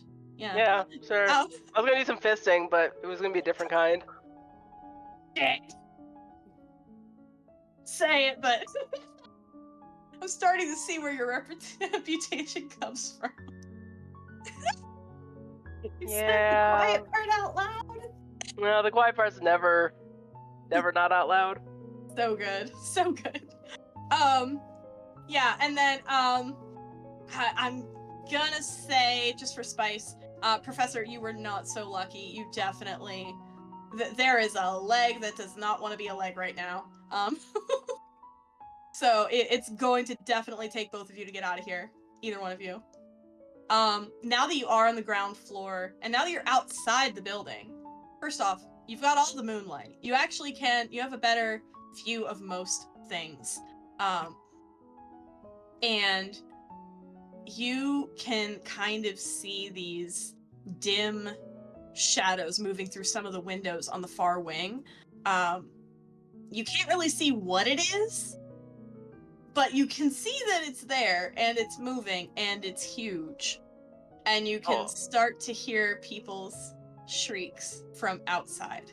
Oh, I'm not looking back. I am Queenly, I'm ignoring not it looking. and racing Yeah, to the car. we're going. I have read enough books. I know exactly what's going on. I am racing to the car and getting the hell out of Long Island. I don't have my camera anymore, so like I might be taking pictures, so there's no point in me looking at that. Might as well just book it. True. Yeah. So, let's see.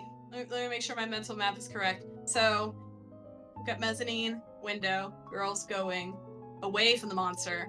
You are back here. Okay, so they're not going to pass you on their way out. Winston, how are you making out with the hatchet? I think I basically have it all done. Okay. I'm ready to leave. All right, that door frame is chopped to ribbons. I'm gonna have you roll one more luck check before you pull that frame out of pull those bars out of place. Here we go. Come on. Oh no. Oh no, 84 ran over out. 73. Do we still have any hero points? Dinner time. Did we? I'm gonna see. Wait. Are they on cooldown? Wait, are they on cooldown? Let me see. Oh yeah, they were on cooldown. Ooh. All right. So. Oh no, Winston, you're gonna be a snackerfice. No, I got one. Join. What? You got You got one? Yeah. Join me, Winston. Let's go. Hey, come on, no. I'm not joining you. Yeah, to be fair, she was really rude to you. Maybe just get away. She was. You know what? She's rude. Hey. Listen, she didn't get where she is by being nice. Exactly. Yeah, but you also didn't have to get there by being mean.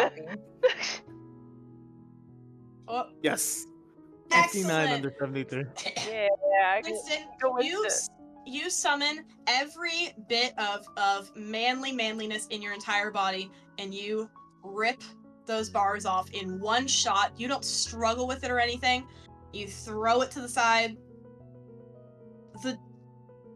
Whoever put those bars on was so confident, they didn't even bar this door. You can just open it and go. And you had better move fast I because grabbed the the book, sounds though. of Uh-huh. I still have the book. You're taking the book? Oh yeah. Excellent. Oh yeah. The Excellent. you better hurry because that all that sounds of demolition That thing. basically and screaming Yeah. is starting to come your direction. And so I'm gonna go back there, and if my my driver's still there, I tell Martin, the driver, to Wait, get would out. your driver been actually allowed in? Technically. I don't I don't know. So I think typically for things like this, if He it would have was been in the kitchen, I think, with the other servants. he might Yeah, also be that's chilling in true. the servants' quarters, or depending on what his boss feels like, he might have just been waiting in the car the whole time. Like that's actually a very much a thing he could have been doing. Just vibing.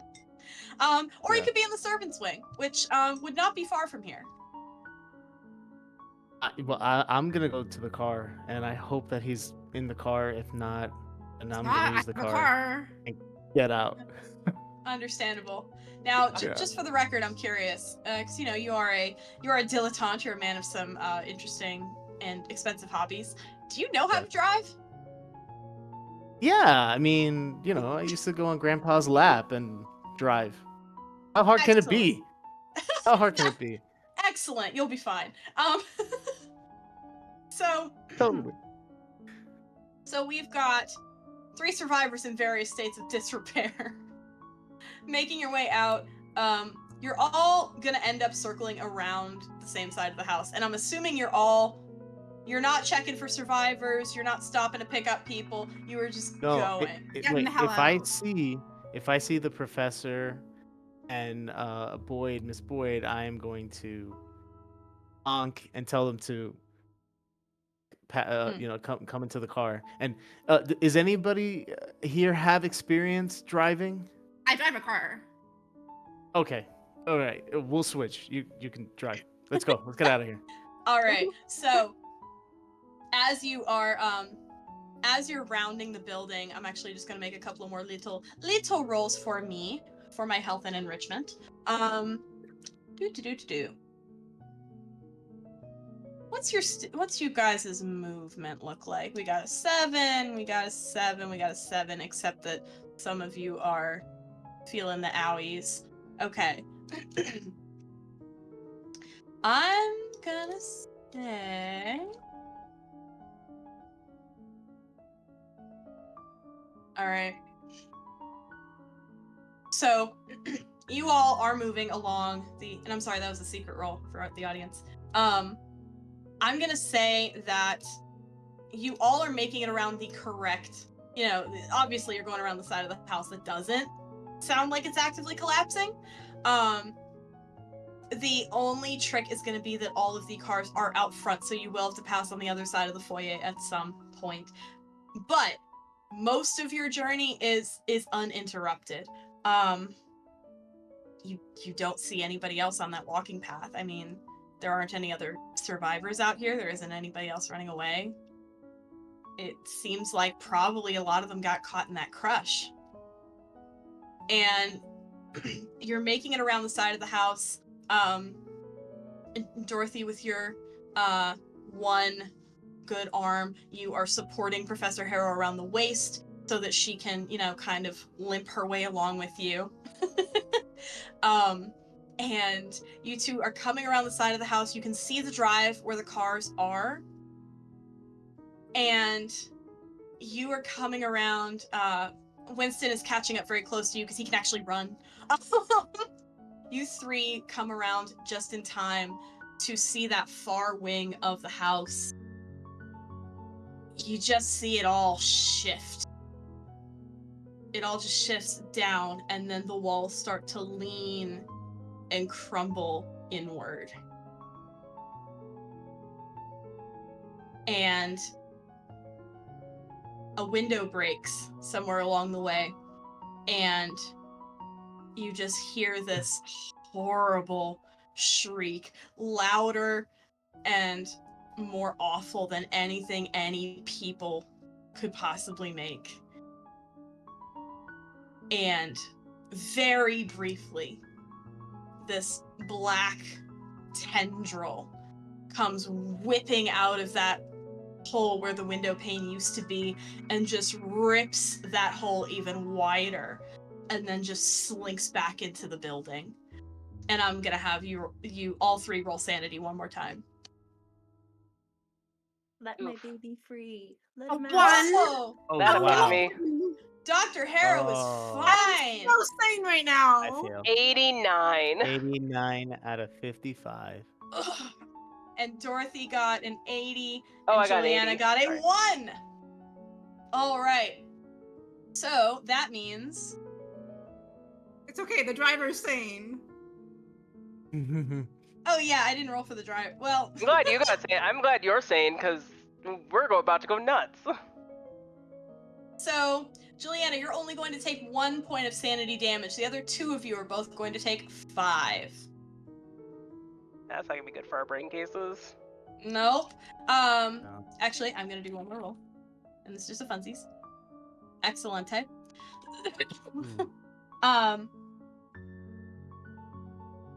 Winston, you are looking at the cars frantically. You're looking down the row, because they're all parked kind of around that front drive, trying to see yours. And you do see yours.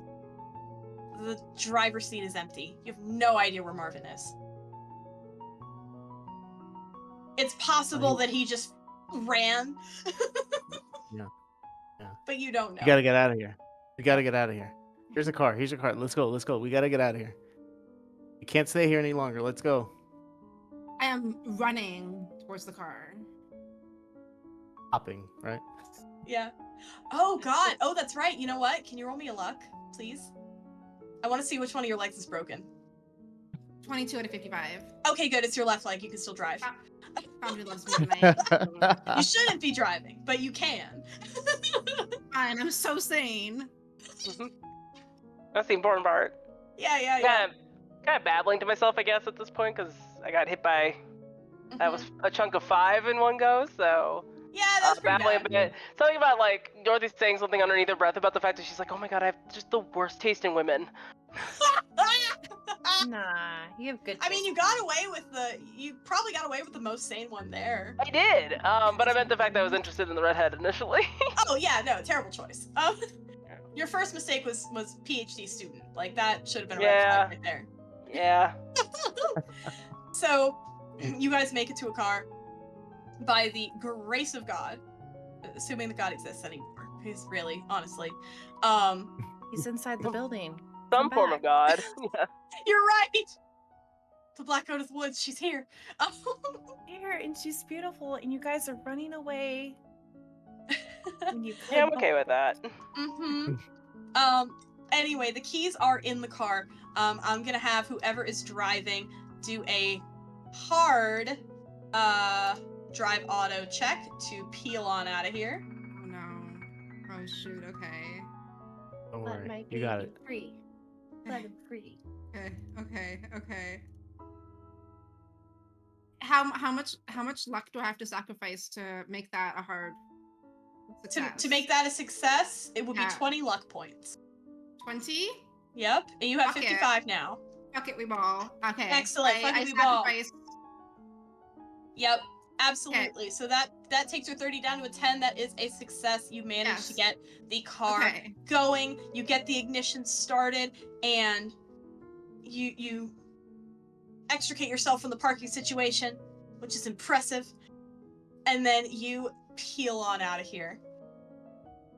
And if anybody is looking, you can hear it anyway, but if anybody is looking in the rear view mirror or is looking out behind you, you watch as that entire wing of the house just completely falls in on itself. And you don't see what it's falling in on, but you can tell that it's moving because you can see like the center part of the house where you know that crush of people is. You can see that starting to cave as well. And then you round the road rounds a couple of turns, winding into the woods, and you no longer have a clear sight of the manor. But you Winston's survived. holding on to that book for dear life. Mhm. Well, Holding on. I'm never going to another party like that ever again. There may never be another party like that ever again. That We can foolish only child. By the way, I kind of want to rip up that book he's got. Just start No. reading I it. gotta take it to my grandfather. Just kind of want to Mr. rip it up. Carlisle, what exactly do you intend to do with that book? I didn't want to say this, but my grandfather is a member of the Novum Angelus, and this is exactly why they exist, to prevent things like this from happening. And so this book, he told me I needed to get this book tonight. And Professor, Oh. you can roll an occult check on that if you'd like. At 27 out of 75. You've definitely heard of this this organization that he's talking about before. They are very underground. Not a lot of people have heard about them, but they are they're kind of a secret society, you know, connected to the Catholic Church and all that fun stuff. They're involved in a lot of charities, but really a lot of what they do is kind of containment, destroying stuff like this, you know, stuff that is actually posing a danger to humanity. They're rather good at what they do, and apparently tonight was just now- not their night, but they did get the And thing. now I'm part of it. I'm part of it. He is. It's like Delta Green before it was Delta Green. Yeah, he's God's special little boy. Yeah. See, Mr. I think he Carlisle. failed. Yeah, but he got the book. I got the book. And for all we know, the Black Goat of the Wood is like 3 people short of permanently staying. Right? That's also Right. true. Like, Yeah. y'all took Right. the head count down a good chunk. We did. And, like, technically, can you even count Danielle and Dr. Olbert as a sacrifice if they were already dead before the thing got here? Like, Right? If we're Danielle's gonna still get alive. technical about it. Well, no. Danielle, no, I'm still here. Was the professor dead? Or... By the way, Black can I Goat just of the say Wood. how well the blindfold lace mask has worked for you being, like, the cult summoner thing? Seriously. Like, you Mhm. came ready. You came ready. I'm so That happy. you. Yes. I did not know. You came, Sam came in like, I'm gonna start things. I'm so happy. So you guys have, as best as you can manage, have escaped relatively unscathed from this horror. It is several miles drive back to civilization, and you have all the time in the world navigating these awful, lonely, dark back roads to process what the hell has just happened and what you're going to do from here. Well, I think the number one thing we're gonna do is go to the hospital and get. Yeah. Yeah, that would be good. And then buy a new camera. True. You lost Cameras. everything. Yeah, I Oh, lost God, my yeah, you camera. lost all your film. Oh, Yeah, it's cool. fine. And I will admit, Mr. Carlisle, I may have been mistaken about you. Oh, really? Just a bit. Oh, yeah. That's what happens. A lot of people underestimate me, but I just keep on winning. Nice big smile. Dang it. I hate You him. you almost see a little glint off his teeth, you know. Aw. He's a charmer. So happy. All right, and that is gonna be it for today's installment. That was such a freaking blast. Hey, It was wild. good job, everybody. Woo, That was- majority of us lived. Yes, that's the thing. Is like I'm really warm. Hang on, let me get this crap off me. There we go. Ah! I did not realize how hot that was. Okay. Yeah, I'm wearing a dress over a pair of flannel pants. I'm kind of warm. Oh yeah, no, you're cozy as heck. Yeah, I'm toasty. All right. Well, thank you everybody so much for joining us for tonight's little misadventure. Party of the century. It was a good time. I'd like everybody to go back around and just introduce themselves one last time. Do whatever shout outs you've got. Tell us what other projects you got going on, where else we can find you. And we're gonna start again on my clockwise side with Cyberella. Hi, I'm Cyberella Draws. You can find me on Twitter or X, whatever the hell site is. Hellsite/Blue Sky as Cyberella Draws, and on Tumblr Sootchild, where I'm going to post the drawings that I did during this because I did that. There's also going to be in the Lost Caravan Discord. They're really cute. So good. Yeah, as to where to find me, the only place you can find me other than that is on Last Caravan. On Thursdays, I am part of the Possible Landscape Delta Green, where I play as Agent Maple, the hardened old lady, who's beautiful and keeps on bumping the maturity rating of our game, both in the fact that I'm fucking old and also from the fact that I'm dirty as hell. So that's me. All right, and we'll go to Danny. Oh, hi, I'm Daniela. Daniela everywhere on the internet. Where can you find me? You can find me back here on Lost Caravan this Monday for Old Gods of Appalachia. I'm super excited about. You can find me also back here on Lost Caravan on November 13th for part 6 of Lancer Dustgrave.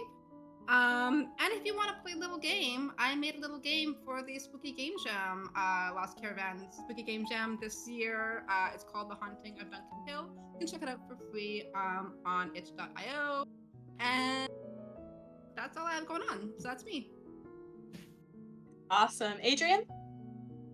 Yeah, so I've been Adrian playing Winston Carlisle. As for me, I don't have anything going on. I don't have any socials. So I'm just on Discord in the server. Sundance Kid 007, come say hi.